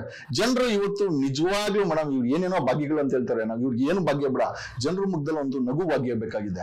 140 ಕೋಟಿ ಜನರಲ್ಲಿ ನಗು ಕಳ್ಕೊಂಡ್ಬಿಟ್ಟಿದ್ದಾರೆ ಮೇಡಮ್. ಅದರಲ್ಲಿ ಚೆನ್ನಾಗಿರೋರು ಕೇವಲ ರಾಜಕಾರಣಿಗಳು, ಎಂಪಿಗಳು, MLAಗಳು, ಮಿನಿಸ್ಟರ್ಗಳು, CMಗಳು, ಅಧಿಕಾರಿಗಳು ಬಿಟ್ರೆ, ಒಂದಷ್ಟು ಜನ ಅವ್ರ ಜೊತೆ ಇರೋ ಲೂಟಿಕೋರರು ಬಿಟ್ರೆ ಎಂಟೈರ್ ಸಮಾಜ ನಗು ಕಳ್ಕೊಂಡಿದೆ. ಈ ನಗು ಭಾಗ್ಯವನ್ನ ಭಾರತದಲ್ಲಿ, ಕರ್ನಾಟಕ ರಾಜ್ಯದಲ್ಲಿ ವಾಪಸ್ ತರಬೇಕಾದಂತ ಅವಶ್ಯಕತೆ ಇದೆ, ತರಬೇಕು ಮೇಡಮ್. ಅದಕ್ಕೋಸ್ಕರನೇ ಈ ಎಲ್ಲಾ ಪ್ರತಿಭಟನೆಗಳು ನಡೀತಾ ಇರೋದು. It's not against any Congress ಅಥವಾ ಕಾಂಗ್ರೆಸ್ ವಿರುದ್ಧ ಅಲ್ಲ, ಬಿಜೆಪಿ ವಿರುದ್ಧ ಅಲ್ಲ. ನಮ್ಗೆ ಒಂದು ಸಾಮಾನ್ಯ ಜನರಿಗೆ ಒಂದು ಸೌಕರ್ಯ ಕೊಡುವಂತ, ಸಹಾಯ ಮಾಡುವಂತ, ಅವ್ರ ಜೊತೆ ನಿಂತ್ಕೊಳ್ಳುವಂತ ಒಂದು ಸರ್ಕಾರ ಬೇಕಾಗಿದೆ. ಹಾಗಾಗಿ ಇದು ನಡೀತಾ ಇದೆ. ಡೆಫಿನೆಟ್ಲಿ ಅವರು ವಿರೋಧ ಮಾಡ್ತಾ ಇದ್ದಾರೆ, ಈ ಹುಡುಗರು ಬಿಡ್ತಾ ಇಲ್ಲ. ಡೆಫಿನೆಟ್ಲಿ ಇದೊಂದು ಒಳ್ಳೆಯ ಒಂದು ಅಂತಿಮಕ್ಕೆ ಹೋಗುತ್ತೆ ಅಂತ ನನ್ಗೆ ಅನ್ಸುತ್ತೆ. ಕುಟುಂಬ ರಾಜಕೀಯನೇ ನಡೀತಾ ಇದ್ರೆ ಸಾಮಾನ್ಯ ಜನರಿಗೆ ಖಂಡಿತವಾಗ್ಲೂ ಪಾಲಿಟಿಕ್ಸ್ಗೆ ಬರೋದಕ್ಕೆ ಅವಕಾಶ ಇದೆ ಅಂತ ಹೇಳ್ತೀರಾ ಸರ್? ಇಲ್ಲ, ಡೆಫಿನೆಟ್ಲಿ ಅದನ್ನೇ ಹೇಳ್ತಿರೋದು. ಇಷ್ಟು ದಿನ ಒಂದು ಜನರೇಷನ್ ರಾಜಕಾರಣಿಗಳು ದುಡ್ಡು ಮಾಡ್ಕೊಂಡ್ಬಂದ್ರು, ಸದಾಶಿವದಲ್ಲಿ ಮನೆ, ಡಾಲಸ್ ಕಲ್ಲಿನ ಮನೆ, ಒಂದಷ್ಟು ಹೆಲಿಕಾಪ್ಟರ್ಗಳು, ಒಂದಷ್ಟು ಆಸ್ತಿಗಳು, 1000 ಕೋಟಿ ಆಸ್ತಿ ಮಾಡ್ಕೊಂಡ್ಬಂದ್ರು. ಈಗ ಅವ್ರ ದುರಾಸೆ ಯಾವ ಮಟ್ಟಿಗೆ ಹೋಗಿದೆ ಅಂತಂದ್ರೆ, ಇದನ್ನ ಕಾಪಾಡ್ಕೊಳ್ಳಿಕ್ಕೆ ನಮ್ಮ ಮಕ್ಕಳನ್ನ MLA ಮಾಡಬೇಕು, ನಮ್ಮ ಮಕ್ಕಳನ್ನ CM ಮಾಡಬೇಕು. ಈಗ ನೋಡಿ, ಕರ್ನಾಟಕದಲ್ಲಿ ಒಂದು ದೊಡ್ಡ ನಿಮ್ಗೆ ಉದಾಹರಣೆ ಇದೆ. ನೀವು ಬೆಳಗಾಂಗೆ ಹೋಗ್ಬಿಡ ಅಂತಂದ್ರೆ ಜಾರಕಿಹೊಳಿ ಫ್ಯಾಮಿಲಿ 3-4 ಜನ ಅವರೇ, ಬಿಜೆಪಿ ಕಾಂಗ್ರೆಸ್ ಎಲ್ಲರೂ ಅವ್ರವ್ರೆ. ಅವ್ರಿಗೆ ಇನ್ನೊಂದ್ ಕಡೆ ಲಕ್ಷ್ಮೀ ಹೆಬ್ಬಾಳ್ಕರ್ ಅವ್ರ ಮಕ್ಕಳು, ಈಶ್ವರ್ ಖಂಡ್ರೆ ಅವ್ರ ಮಕ್ಕಳು, ಬಳ್ಳಾರಿಗೆ ಹೋಗ್ಬಿಟ್ರೆ ಬಳ್ಳಾರಿ ಬ್ರದರ್ಸ್, ಅವ್ರು ಬೇರೆ ಯಾರನ್ನೂ ಮುಟ್ಟಕ್ಕೆ ಬಿಡಲ್ಲ ಅಲ್ಲಿ. ಈಗ ನಮ್ ದಾವಣಗೆರೆಗೆ ಬಂದ್ರೆ ಶಾಮನೂರು ಶ್ರೀಶಂಕರ್ ಬಂದ್ ಫ್ಯಾಮಿಲಿ, ತಾತ ಆಯ್ತು, ಮಗ ಆಯ್ತು, ಸೊಸೆ ಆಯ್ತು, ಮೊಮ್ಮಗ, ಈ ತರ ಇದೆ. ಸೊ ಸಿದ್ದರಾಮಯ್ಯ ಅವ್ರ ಮಗ, DK ಶಿವಕುಮಾರ್ ಅವ್ರ ತಮ್ಮ, ರಾಮಲಿಂಗಾರೆಡ್ಡಿ ಅವ್ರ ಮಗಳು ಸೌಮ್ಯ ರೆಡ್ಡಿ. ಮೇಡಮ್ ಇವು ಜಸ್ಟ್ ವರ್ಕೌಟ್. ನೀವು ಯಾವುದೇ ಜಿಲ್ಲೆಯಲ್ಲಿ ನೋಡಿ, ನಿಮ್ಗೆ ಖರ್ಗೆ ಅವರ ಮಗ ಪ್ರಿಯಾಂಕಾ ಖರ್ಗೆ ಹೋಮ್ ಮಿನಿಸ್ಟರ್, ಅವರು ಅಧ್ಯಕ್ಷರು ಅಂತ. Madam they don't leave space for A common man. ಯಾವುದೇ ಜಾತಿ ಆಗಿರ್ಬೋದು, ಯಾವುದೇ ಧರ್ಮದವರಾಗಿರ್ಬೋದು, ಒಂದು ಸಾರಿ ಬಂದು ಅಧಿಕಾರ ಕೂತ್ಕೊಂಡ್ರೆ ಅವ್ರುಗಳ ಅಲ್ಲಿ ಅದಿದಕ್ಕೆ ಅವ್ರು ಎಷ್ಟೋ ಜನಕ್ಕೆ ನನ್ಗೆ ಹೇಳ್ಬಾರ್ದು ಮಾತು, ವೀಲ್ ಚೇರ್ ಓಡಾಡ್, ಶರದ್ ಪವಾರ್ ವೀಲ್ ಚೇರ್ ಓಡಾಡ್ತಾನೆ. ಮೊನ್ನೆ ಹೋಗಿ ರಾಜ್ಯಸಭಾ ಮೆಂಬರ್ ಅಲ್ಲಿ ನಾನು ರಾಜ್ಯಸಭಾ ಮೆಂಬರ್ ಅಂತೇಳಿ ಸಿಗ್ನೇಚರ್ ಮಾಡಕ್ ಆಗ್ತಾ ಇಲ್ಲ. ಇಂಥ ಪರಿಸ್ಥಿತಿಲೂ ಕೂಡ ಈ ಅಧಿಕಾರ ದಾಹ ಅಂತ ಏನಿದೆ ಮೇಡಮ್, ಇದು ರಕ್ತಗತಗಾಗ್ಬಿಟ್ಟಿದೆ. ಹಂಗಾಗಿನೇ ಈಗ ನೋಡಿ, ಈಗ ಸಾಮಾನ್ಯ ಜನರಿಗೆ ನಾನಿಷ್ಟು ಹೋರಾಟ ಮಾಡಿದ್ದಾರೆ, ಬಿಜೆಪಿ ಕಾಂಗ್ರೆಸ್ JDS ಯಾವನೋ ಬನ್ನಪ್ಪ ಸೇರ್ಕೊಂಡ್ರೆ ನಮ್ಮ ಪಾರ್ಟಿಗೆ ಒಂದು ಟಿಕೆಟ್ ಕೊಡ್ತೀನಿ ನಮ್ಗೆ ಹೇಳಲ್ಲ ಅಂದ್ಮೇಲೆ ಸಾಮಾನ್ಯ ಜನ ಇಟ್ಸ್ ರೂಲ್ಡ್ ಔಟ್. ಹಂಗಾಗಿ ಒಂದು ಹೊಸ ಪಕ್ಷಗಳು, ಒಂದು ಹೊಸ ಈಗೇನಿದೆ ಇವ್ರ ತರ ವಿಜಯ್ ತರ KJP ಮಾಡಿದ್ರಲ್ಲ, ಆ ತರ ಒಂದು ಟಿವಿಕೆ ಅಂತ ಪಕ್ಷ, ಆ ತರ ಮತ್ತೆ ಆಮ್ ಆದ್ಮಿ ಪಾರ್ಟಿ ತರ ನಾವು ಒಂದು ಯಂಗ್ಸ್ಟರ್ ಅಂತ ಮಾಡಿದೀವಿ ಮೇಡಮ್. ಹೊಸ ಪಕ್ಷಗಳು ಹುಟ್ಕೊಳ್ಬೇಕು. ಹೊಸ ಪಕ್ಷಗಳು ಜನರ ಸೇವೆಗೋಸ್ಕರ ಕೆಲಸ ಮಾಡಿದ್ರೆ ಖಂಡಿತವಾಗಿ ಒಂದು ರಾಜಕೀಯ ಬದಲಾವಣೆ ಈ ದೇಶದಲ್ಲಿ, ರಾಜ್ಯದಲ್ಲಿ ಆಗುತ್ತೆ. ಆ ಪ್ರಯತ್ನದಲ್ಲೇ ನಮ್ಮಂತವ್ರು ಇದ್ದೀವಿ, ಜನ ಸ್ಪಂದಿಸ್ತಾರೆ ಅಂತ ಕೂಡ ನಾವು ನಂಬಿದೀವಿ ಮೇಡಮ್. ಸೊ ಹಿಂದೂ ಧರ್ಮವನ್ನ ಇಟ್ಕೊಂಡು ಮೋದಿ ಅವರು ಆಡಳಿತ ನಡೆಸ್ತಾರೆ ಅನ್ನೋದು ಎಷ್ಟು ನಿಜ? ನಿಜಾನೇ ಅಲ್ವಾ ಮೇಡಮ್? ಈಗ I don't know what he has studied. ಆ ವ್ಯಕ್ತಿ ಏನ್ ಓದಿದಾನೆ ಅಂತ ನಮ್ಗಂತೂ ಗೊತ್ತಿಲ್ಲ. ಕೇಳಿದ್ರೆ ಬಚ್ಚಿಟ್ಕೊಂಡಿದ್ದಾರೆ, ಅದನ್ನ ನಾವು ಡಿಸ್ಕ್ಲೋಸ್ ಮಾಡಕ್ಕಾಗಲ್ಲ ಅಂತ. ಮೇಡಮ್ ಮೋದಿ ಏನ್ ಗೊತ್ತಿದೆ? 12 ವರ್ಷದಲ್ಲಿ ಒಂದು ಪ್ರೆಸ್ ಮೀಟ್ ಮಾಡಿದಂತ ಈ ದೇಶದ ಪ್ರಧಾನಿ ಮೇಡಮ್, ಏನ್ ಎಜುಕೇಟೆಡ್ಸ್ಗಂತೂ ಇವತ್ತಿನ ಮಕ್ಕಳಿಗೆ ಆತನಿಂದ ಪ್ರಯೋಜನ ಇಲ್ಲ, ರೈತರಿಗೆ ಆತನಿಂದ ಪ್ರಯೋಜನ ಇಲ್ಲ, ಇವತ್ತಿನ ಎಜುಕೇಶನ್ ಸಿಸ್ಟಮ್ಗೆ ಆತನಿಂದ ಏನು ಪ್ರಯೋಜನ ಇಲ್ಲ. ಈ ದೇಶದಲ್ಲಿ ಸಾಲ ಮಾಡಿಟ್ಟಿರುವಂತವೆ, ಈ ದೇಶವನ್ನ ಸಾಲಕ್ಕೆ ನೂಕಿರುವಂತ ವ್ಯಕ್ತಿ ಕೂಡ ಆತನೇನೆ ಮೇಡಮ್. ಎಲ್ಲೋ ಒಂದು ಕಡೆ ಐ ಥಿಂಕ್ ಆ ಒಂದು ಪರ್ಟಿಕ್ಯುಲರ್ ಕಾರ್ಡ್ ಇದೆಯಲ್ಲ, ಹಿಂದುತ್ವ ಅನ್ನೋ ಕಾರ್ಡನ್ನ ಬಳಸ್ಕೊಂಡು ಜನರಲ್ಲಿ ಡಿವೈಡ್ ಅಂಡ್ ರೂಲ್, ಈ ಬ್ರಿಟಿಷ್ ಏನ್ ಮಾಡಿದ್ರು ಅದೇ ಕೆಲಸವನ್ನ ಈ ಬಿಜೆಪಿಯವರು, ಮೋದಿ ಸರ್ಕಾರ ಮಾಡ್ಕೊಂಡ್ಬಂತು. ಅದು ಇಡೀ ದೇಶಕ್ಕೆ ಗೊತ್ತಿದೆ. ಹೇಳಕ್ಕೆ ಒಂದಷ್ಟು ಜನ ಭಯ ಬೀಳ್ಬೋದು ಬಿಟ್ರೆ, otherwise they are just dividing and ruling us, trying to rule us. ಅದು ನಿಜಾನೇ, ಅದು ನಾನು ಒಪ್ಕೊಳ್ತೀನಿ. Yes done successfully. 2002 ಗೋಧ್ರಾಯಿಂದ ಹಿಡಿದು 2026 ದೆಹಲಿಯ ಪ್ರೊಟೆಸ್ಟ್ ವರ್ಗು ಕೂಡ ನಾವು ನೋಡ್ಕೊಂಡ್ ಬಂದಿದೀವಿ. ಹಂಗಾಗಿ ನಿಜ ಅಂತ ಅನ್ಸುತ್ತೆ ಮೇಡಮ್. ಸೊ ಈ ಒಂದು ಏನ್ ಪ್ರೊಟೆಸ್ಟ್ ನಡೀತಾ ಇದೆ, ಈ ಒಂದು ಪ್ರೊಟೆಸ್ಟ್ ಬಗ್ಗೆ ಈಗಾಗಲೇ ನೀವು ಮೀಡಿಯಾ ಬಗ್ಗೆ ಹೇಳಿದ್ರಿ. ಸೊ ಫಾರಿನ್ ಕಂಟ್ರೀಸ್ ಅಲ್ಲಿ ಇರುವಂತಹ ಮೀಡಿಯಾಗಳು ತುಂಬಾ ಚೆನ್ನಾಗಿ ಟೆಲಿಕಾಸ್ಟ್ ಮಾಡ್ತಾ ಇದೆ. ಇಲ್ಲಿ ಏನ್ ನಡೀತಾ ಇದೆ ಪ್ರಕರಣಗಳು, ಆ ಪ್ರಕರಣವನ್ನ ಕೂಲಂಕುಷವಾಗಿ ತೋರಿಸ್ತಾ ಇದ್ದಾರೆ. ಬಟ್ ನಮ್ಮ ದೇಶದ ಮೀಡಿಯಾಗಳು ಮುಂದೆ ಬರ್ತಿಲ್ಲ. ಮೇಡಮ್, ನಮ್ಮ ದೇಶದ ಮಾಧ್ಯಮಗಳು ನಾವು ಹೇಳ್ತಾ ಇದ್ದೀನಲ್ಲ, ಒಂದು ರೀತಿಯ ಮಾಫಿಯಾಗಳ ತರ ಆಗ್ಬಿಟ್ಟಿದ್ದಾರೆ. ಆಮೇಲೆ ಮಾಫಿಯಾಗಳೇ ಆ ಮೀಡಿಯಾಗಳನ್ನ ಕಂಟ್ರೋಲ್ ಮಾಡ್ತಾ ಇದ್ದಾರೆ. ಸತ್ಯವನ್ನ, ಫ್ಯಾಕ್ಟ್ಸ್ ಅನ್ನ ಅವರು ಪ್ರಸಾರ ಮಾಡ್ಲಿಕ್ಕೆ ಅವ್ರಿಗೆ ಬಂಡವಾಳಶಾಹಿಗಳು ಹಾಕಿರೋರು ಅಥವಾ ಅವ್ರಿಗೆ ಸ್ಪಾನ್ಸರ್ಗಳು ಕೊಡ್ತಾ ಇರೋದಾಗಿರ್ಬೋದು, ಅಥವಾ ಅವ್ರ ಚಾನಲ್ ನಡೀಲಿಕ್ಕೆ ಪ್ರತಿ ತಿಂಗಳು ಕೊಡ್ತಾ ಇರುವಂತ ಪೇಮೆಂಟ್ಗಳಾಗಿರ್ಬೋದು. ಮೇಡಮ್, ಇದೆಲ್ಲ ಅವ್ರುಗಳು ಮೋಸ್ಟ್ಲಿ ಇವರು ಮೌನವಾಗಿದ್ರೇನೋ ಅಥವಾ ದಿಕ್ಕು ತಪ್ಪಿಸೋ ಕೆಲಸ ಮಾಡಿದ್ರೇನೋ ಅಥವಾ ಅವ್ರಿಗೆ ಏನ್ ಪ್ರಮೋಷನ್ಸ್ ಬೇಕೋ ಅದನ್ನ ಮಾಡಿದ್ರೇನೋ ಆ ಪಕ್ಷಕ್ಕೋ ಕೇಂದ್ರ ಸರ್ಕಾರಕ್ಕೋ ರಾಜ್ಯ ಸರ್ಕಾರಕ್ಕೋ ಮಾಡಿದ್ರೆ ಮಾತ್ರ ಅವ್ರಿಗೆ ಅದು ಸಿಗುತ್ತೆ. ಅದರ್ವೈಸ್ ನಾನು ಕಳೆದ 4 days ಇಂದ ಯಾವ ಮಾಧ್ಯಮನೂ ಕೂಡ ಈ ವಿಚಾರವಾಗಿ ಅಟ್ಲೀಸ್ಟ್ ಎಕ್ಸ್ಪೋಸ್ ಮಾಡಿದ್ರೆ ನಾನು ನೋಡಿಲ್ಲ. ಖಂಡಿತವಾಗಿ it is only the social media. ಇವತ್ತು we have to thank Facebook ಮತ್ತೆ ಈ ಎಲ್ಲ ಇನ್ಸ್ಟಾಗ್ರಾಮ್, ಇದಕ್ಕೆಲ್ಲ ನಾವು ಥ್ಯಾಂಕ್ಸ್ ಹೇಳ್ಬೇಕಾಗುತ್ತೆ. ಖಂಡಿತವಾಗಿ ಸೋಷಿಯಲ್ ಮೀಡಿಯಾ ಎಲ್ಲ ಅಂದಿದ್ರೆ ಖಂಡಿತವಾಗಿ ತುಂಬಾ ಕಷ್ಟ ಆಗಿರೋದು ನಾವು ಈ ಮಕ್ಕಳಿಗಾಗಿರ್ಬೋದು, ಈ ಜನರೇಷನ್ಗಾಗಿರ್ಬೋದು, ತಮ್ಮ ನೋವನ್ನು ಎಕ್ಸ್ಪ್ರೆಸ್ ಮಾಡ್ಕೊಳ್ಲಿಕ್ಕೆ.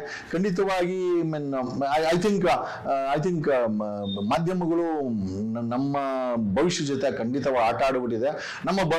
ಖಂಡಿತವಾಗಿ ಇವತ್ತಿನ ಜನ ಮಾಧ್ಯಮಗಳನ್ನ ನಂಬಕ್ಕಾಗಲ್ಲ. It is only the social media which is standing for us. Madam, social media ಈ ಒಂದು ಪ್ರಕರಣದಲ್ಲಿ ಸಾಕಷ್ಟು ಸಹಾಯ ಮಾಡಿದೆ ಅಂಡ್ ಈ ಪ್ರಕರಣವನ್ನ ಜನರಿಗೆ ತಲುಪಿಸೋದ್ರಲ್ಲಿ ಸಾಕಷ್ಟು ಹೆಲ್ಪ್ ಮಾಡಿದೆ ಅಂತ ಹೇಳ್ತಾ ಇದ್ದೀರಾ? Definitely madam, definitely. ಈಗ ನಮ್ಗೆ ಏನ್ ನಡೀತಾ ಇದೆ ಡೆಲ್ಲಿನಲ್ಲಿ ಹೆಣ್ಮಕ್ಳ ಜೊತೆ ಪೊಲೀಸರು ನಡ್ಕೊಂತ ಇರೋದನ್ನ, so the biggest weapon is the mobile. ಇವತ್ತು ಅವರು ಮಕ್ಕಳು ಮರಿ ಏನು ಅಂದನೆ ಲಾಠಿ ಚಾರ್ಜ್ ಮಾಡ್ತಾ ಇದ್ದಾರೆ. ಅಲ್ಲಿರುವಂತವರೆಲ್ಲ ನಿಜವಾಗಿರುವಂತಹ ಪೊಲೀಸರ ಇಲ್ಲ ಫೇಕ್ ಪೊಲೀಸ್ಗಳ? ಆಸ್ ಫಾರ್ ಒನ್ ಸ್ಟಡಿ ಒಂದು 40% ಆ ಪೊಲೀಸರು ಡ್ರೆಸ್ ಹಾಕೊಂಡು RF ಹಾಕೊಂಡು ಎಲ್ಲ ಪ್ರೈವೇಟ್ ಜನ ಕರ್ಕೊಂಡ್ ಬಂದು ನಿಲ್ಸ್ಕೊಂಡಿದ್ದಾರೆ ಅಂತ ಕೂಡ ಒಂದು ಸರ್ವೆ ಇದೆ. ಅದು ನಿಜನೇ ಇರ್ಬೋದು. ಆಮೇಲೆ ಅದಕ್ಕೆ ತಕ್ಕಂಗೆ ಅಲ್ಲಿರೋ ಹುಡುಗರು ಅಥವಾ ಹೆಣ್ಮಕ್ಳಾಗಿರ್ಬೋದು, ವಿದ್ಯಾರ್ಥಿಗಳಾಗಿರ್ಬೋದು, ಅವ್ರ ಕೈಯಲ್ಲಿ ಒಂದು ಮೊಬೈಲ್ ಹಿಂಗ್ ಇಟ್ಕೊಂಡು this is self is A weapon. ಅವ್ರು ಯಾರಾದ್ರೂ ಒಬ್ಬನ ಹೊಡಿತಾ ಇದ್ರೆ 10 ಜನ 50 ಜನ ಕೂತ್ಕೊಂಡು ಅದನ್ನ ರೆಕಾರ್ಡ್ ಮಾಡ್ಕೊಂಡು ಈ ಒಂದು ರೆಕಾರ್ಡ್ಗಳನ್ನ ಸೋಷಿಯಲ್ ಮೀಡಿಯಾದಲ್ಲಿ ಹಾಕಿ ಜನರಿಗೆ ಎಂತ ಸರ್ಕಾರ ನೀವು ಓಟ್ ಹಾಕಿದಿರಾ ಒಂದು ಅವೇರ್ನೆಸ್ ಕ್ರಿಯೇಟ್ ಆಗ್ತಾ ಇದೆ. ಡೆಫಿನೆಟ್ಲಿ ಯಾವ ಕೆಲಸವನ್ನ ನಾನು ಇದುವರೆಗೂ ಅಲ್ಲಿ ಡೆಲ್ಲಿನಲ್ಲಿ ಯಾವ ಮಾಧ್ಯಮದವರು ನಾನು ಕರೆಕ್ಟ್ ಆಗಿ ನೋಡಿಲ್ಲ. ನಾನು ಇನ್ಫ್ಯಾಕ್ಟ್ ನನ್ಗೆ ಗ್ರೌಂಡ್ ರಿಪೋರ್ಟ್ ಅಲ್ಲಿಂದ ನಾನು ತರ್ಸ್ಕೊಂತ ಇದೀನಿ, ನೋಡ್ತಾ ಇದೀವಿ. ಯಾವುದೇ ದೊಡ್ಡ ಮಾಧ್ಯಮಗಳು ಓಬಿಗಳನ್ನ ಹಾಕೊಂಡು ಅಥವಾ ಮಾಡ್ತಾ ಇಲ್ಲ ಆ ಕೆಲಸವನ್ನ. ಇವತ್ತಿನ ಚಿಕ್ಕ 5,000 10,000 ಮಕ್ಕಳು ಮೊಬೈಲ್ ತಗೊಂಡಿದಾರಲ್ಲ, 20,000 ಕೊಟ್ಟು ಅಥವಾ 50,000 ಕೊಟ್ಟು 1,00,000 ಕೊಟ್ಟು ಈ ಮೊಬೈಲ್ಗಳು ಈ ಒಂದು ಚಮತ್ಕಾರಗಳನ್ನ ಮಾಡ್ತಾ ಇದೆ, ಸತ್ಯಗಳನ್ನ ಸಮಾಜಕ್ಕೆ ತಿಳಿಸ್ತಾ ಇದೆ. This is the government what you elected. ನೋಡಿ, ಪೊಲೀಸರನ್ನ ಬಳಸಿ ಬೂಟಲ್ ಹೊಡೆಯುವಂತ ಸರ್ಕಾರವನ್ನ ಕ್ಯಾಪ್ಚರ್ ಮಾಡಿದೀವಿ ನೋಡಿ ಅಂತ ಹೇಳಿ ಈ ಮಕ್ಕಳು ಮಾಡ್ತಾ ಇದೆ. Mobile and social media playing A very vital role madam. ಇತ್ತೀಚೆಗೆ ನಾವೊಂದು ಘಟನೆಗಳನ್ನ ನೋಡಿದ್ವಿ ಸರ್, ನೇಪಾಳದಲ್ಲಿ ನಡೆದಂತಹ ಒಂದು ಘಟನೆ. ಅಲ್ಲಿನ ಸರ್ಕಾರದ ಒಂದು ಆಡಳಿತವನ್ನ ಬೇಸತ್ತು ಈಗಿನ ಒಂದು ಜನ್ಸಿಗಳು ಎಲ್ಲರೂ ಸೇರಿ ಪ್ರೊಟೆಸ್ಟ್ ಮಾಡ್ತಾರೆ ಸರ್ಕಾರದ ವಿರುದ್ಧ. ಅಲ್ಲಿನ ಸರ್ಕಾರವನ್ನೇ ಕೆಳಗುರುಳಿಸಿ ಬೀಳಿಸ್ತಾರೆ. ಸೊ ಅಷ್ಟೇ ಅಲ್ಲ, ಇಡೀ ಒಂದು ವರ್ಲ್ಡ್ಗೆ ಯಂಗ್ಸ್ಟರ್ಸ್ ಮನ್ಸು ಮಾಡಿದ್ರೆ ಏನ್ ಬೇಕಾದ್ರೂ ಮಾಡ್ಬೋದು ಅನ್ನುವಂತಹ ಒಂದು ಪಾಠವನ್ನ ಕಲಿಸ್ಕೊಡ್ತಾರೆ. ಸೊ ಇದ್ರ ಬಗ್ಗೆ ಏನ್ ಹೇಳ್ತೀರಾ ಸರ್? ಫ್ರೆಂಚ್ ರೆವಲ್ಯೂಷನ್ ಆಗಿರ್ಬೋದು, ನೀವು ವರ್ಲ್ಡ್ ಅಲ್ಲಿ ಬೇಕಾದ್ರೆ ರೆವಲ್ಯೂಷನ್ಸ್ ನೋಡಿಬೇಕಾರೆ ನೀವು ನಾವು ಇತಿಹಾಸದಿಂದ ಕಲಿಬೇಕಾದಂತ ತುಂಬಾ ಇದೆ. ಫ್ರೆಂಚ್ ರೆವಲ್ಯೂಷನ್ ಅಲ್ಲಿ ನಾವು ಇವತ್ತು ಪೇಪರ್ ಶೆಡ್ಗಳನ್ನ ನೋಡಿದೀನಿ. ಹ್ಯೂಮನ್ ಶೆಡ್ಡರ್ಗಳನ್ನ ಬರ್ಸಿ ರಾಜರುಗಳನ್ನ ಶೆಡ್ಡರ್ಗಳೆಲ್ಲ ಹಾಕಿ ಪೀಸ್ ಮಾಡಿದಂತ ಒಂದು ಇತಿಹಾಸ ಕೂಡ ಫ್ರೆಂಚ್ ರೆವಲ್ಯೂಷನ್ ಆಗಿರ್ಬೋದು. ಆಫ್ರಿಕಾದಲ್ಲಿ ನಡೆದಂತ ನೆಲ್ಸನ್ ಮಂಡೇ ಅವರ ಹೋರಾಟಗಳಾಗಿರ್ಬೋದು, ಚೀಗೆ ಅವರ ಹೋರಾಟಗಳಾಗಿರ್ಬೋದು. ಮೇಡಮ್, ಈ ಎಲ್ಲಾ ಹೋರಾಟಗಳು ನೋಡಿದಾಗ ಏನಾಗುತ್ತೆ, being a human when that is a wrong, ತಪ್ಪಾದಾಗ ನೀನು ಪ್ರಶ್ನೆ ಮಾಡಬೇಕು. ಅದು ನಿನ್ನ ಮಾನವೀಯ ಗುಣ. ನೀನು ಅದನ್ನ ತಪ್ಪು ಮಾಡಕ್ಕೆ ಹೇಳಕ್ಕೆ ನೀನ್ ಭಯ ಬೀಳ್ತಾ ಇದೆಯಾ ಅಂತಂದ್ರೆ ನಿನ್ನನ್ನು ಆಡಳಿತ ಮಾಡಿರೋ ಸರ್ಕಾರನೂ ಅಲ್ಲ, ಅವನು ಜನನಾಯಕನೂ ಅಲ್ಲ, ಅವನೊಂದು ಮಾಫಿಯಾ ಅಂತ ಇವತ್ತು ನಮ್ಗೆಲ್ಲ ಅನಿಸ್ತಾ ಇದೆ. That is what is happening in India.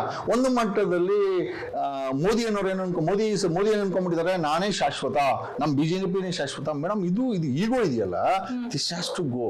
ಇದನ್ನ ಈ ಇವತ್ತಿನ ಯುವ ಜನತೆ, ಈ ಹುಡುಗರು ಡೆಲ್ಲಿನಲ್ಲಿ ಕೂತ್ಕೊಂಡು ಅಥವಾ ಬೇರೆ ಬೇರೆ ರಾಜ್ಯದಿಂದ ಬಂದು ಕೂತೋರಲ್ಲ ಮಕ್ಕಳು, ಈ ಒಂದು ಈಗೋನ ಹೊಡಿತಾರೆ. ಈ ಮೋದಿಯ ಈಗೋನ ಹೊಡಿಬೇಕು. ಆತ ಮಾಲೀಕ ಅಲ್ಲ, is not A king, is not hour boss, is A public servant.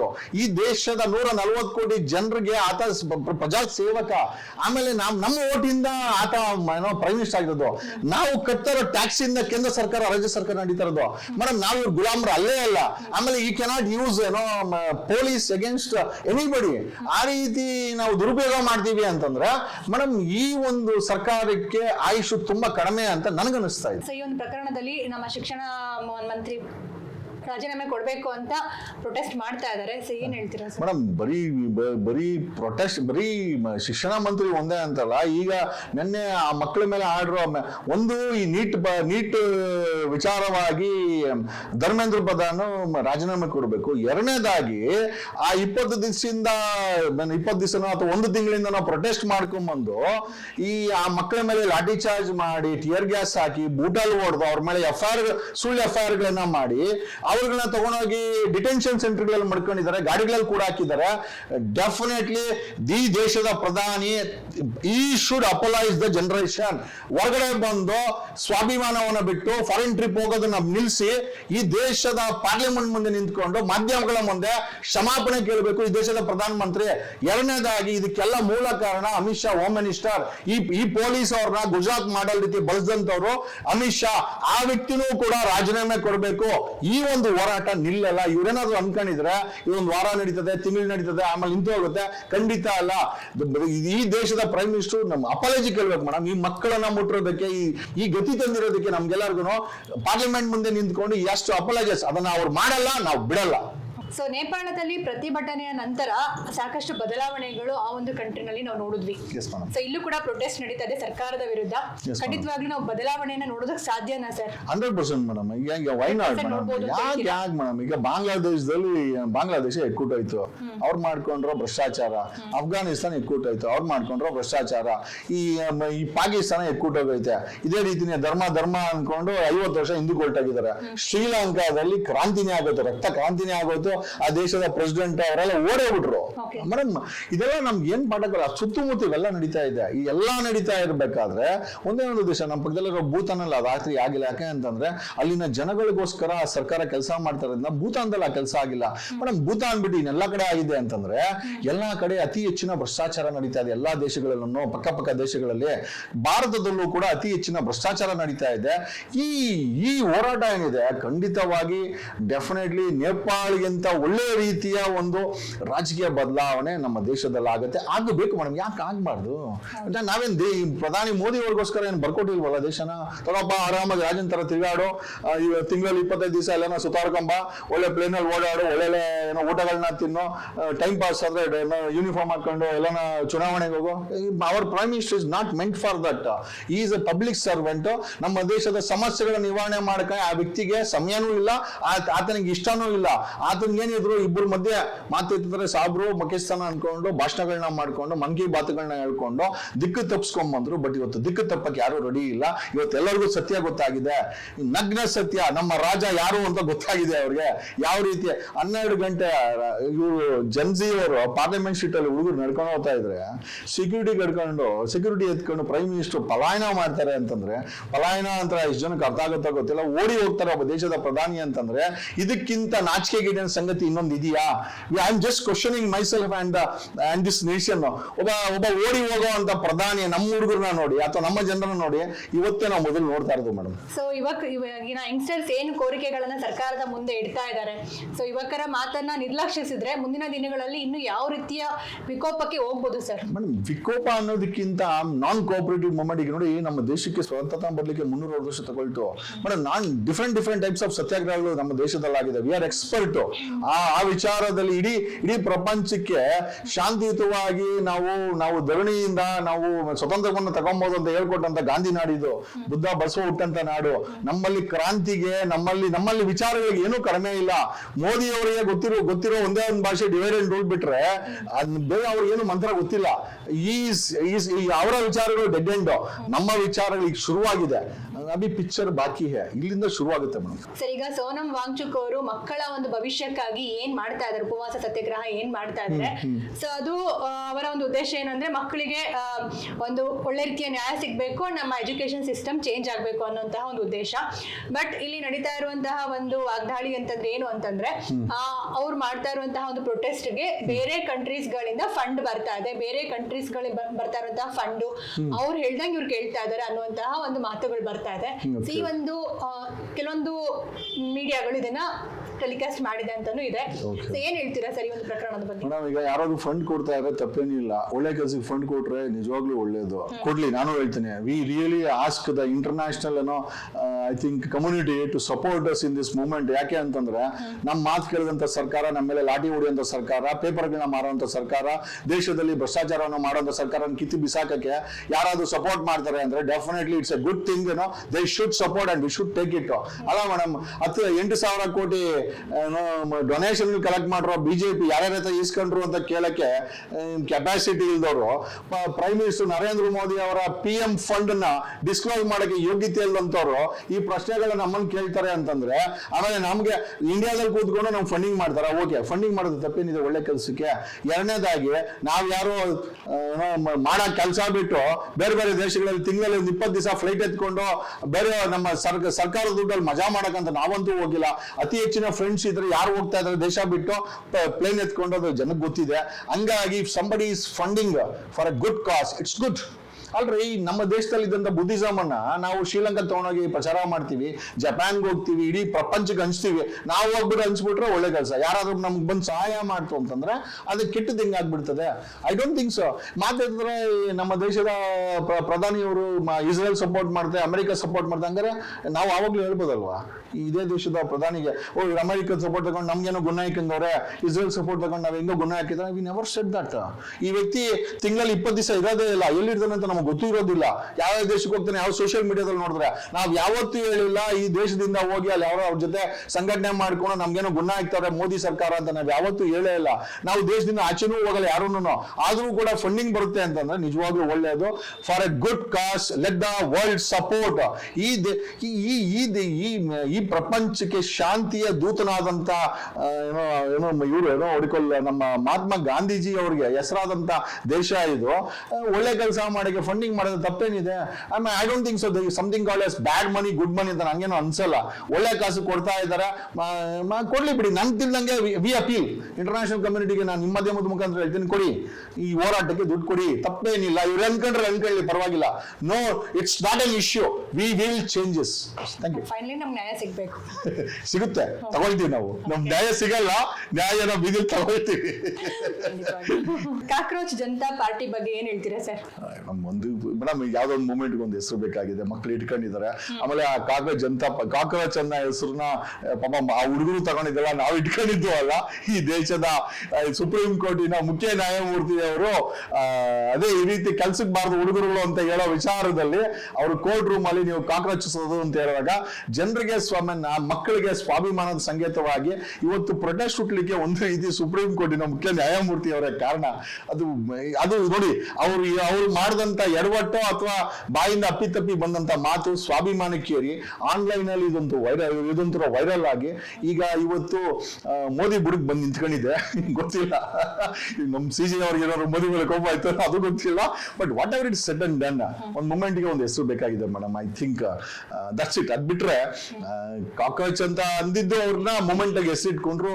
So definitely ಒಂದು ಒಳ್ಳೆ ಕಾಸ್ ಇರೋವರೆಗೂ ನಮ್ದು ಸಪೋರ್ಟ್ ಇದೆ. ಖಂಡಿತವಾಗಿ ಒಳ್ಳೆ ಕೆಲಸ ಮಾಡ್ಲಿ ಅವರು, ನಾವು ಕೂಡ ಸಪೋರ್ಟ್ ಇರ್ತದೆ. ಕೆಟ್ಟ ಕೆಲಸ ಮಾಡಿದಾಗ ನಮ್ ಸಪೋರ್ಟ್ ಇರಲ್ಲ ಮೇಡಮ್, ಅಷ್ಟೇ. ಪ್ರಧಾನಮಂತ್ರಿ ಮನೆ ಮುಂದೆ ಕಾಂಗ್ರೆಸ್ ಮುಖಂಡರೆಲ್ಲ ಕೂಡ ಹೋರಾಟ ಮಾಡ್ತಾ ಇದ್ದಾರೆ ಸರ್. ನಮ್ಮ ರಾಜ್ಯದಿಂದನೂ ಕೂಡ ಸಾಕಷ್ಟು ಜನ ಮುಖಂಡರು ಹೋಗಿದ್ದಾರೆ ಹೋರಾಟದಲ್ಲಿ ಪಾಲ್ಗೊಳ್ಳೋದಕ್ಕೆ. ಏನ್ ಹೇಳ್ತೀರಾ ಸರ್? ಇದು ಮೋದಿ ವಿರುದ್ಧ ಮಾಡ್ತಾ ಇರುವಂತಹ ಹೋರಾಟನ ಇಲ್ಲ ಮಕ್ಕಳಿಗೆ ನ್ಯಾಯ ಕೊಡಿಸ್ಬೇಕು ಅಂತ ಮಾಡ್ತಾ ಇರುವಂತಹ ಹೋರಾಟ? ನನ್ಗೇನಂತರ ಅನ್ಸ್ಲಿಲ್ಲ.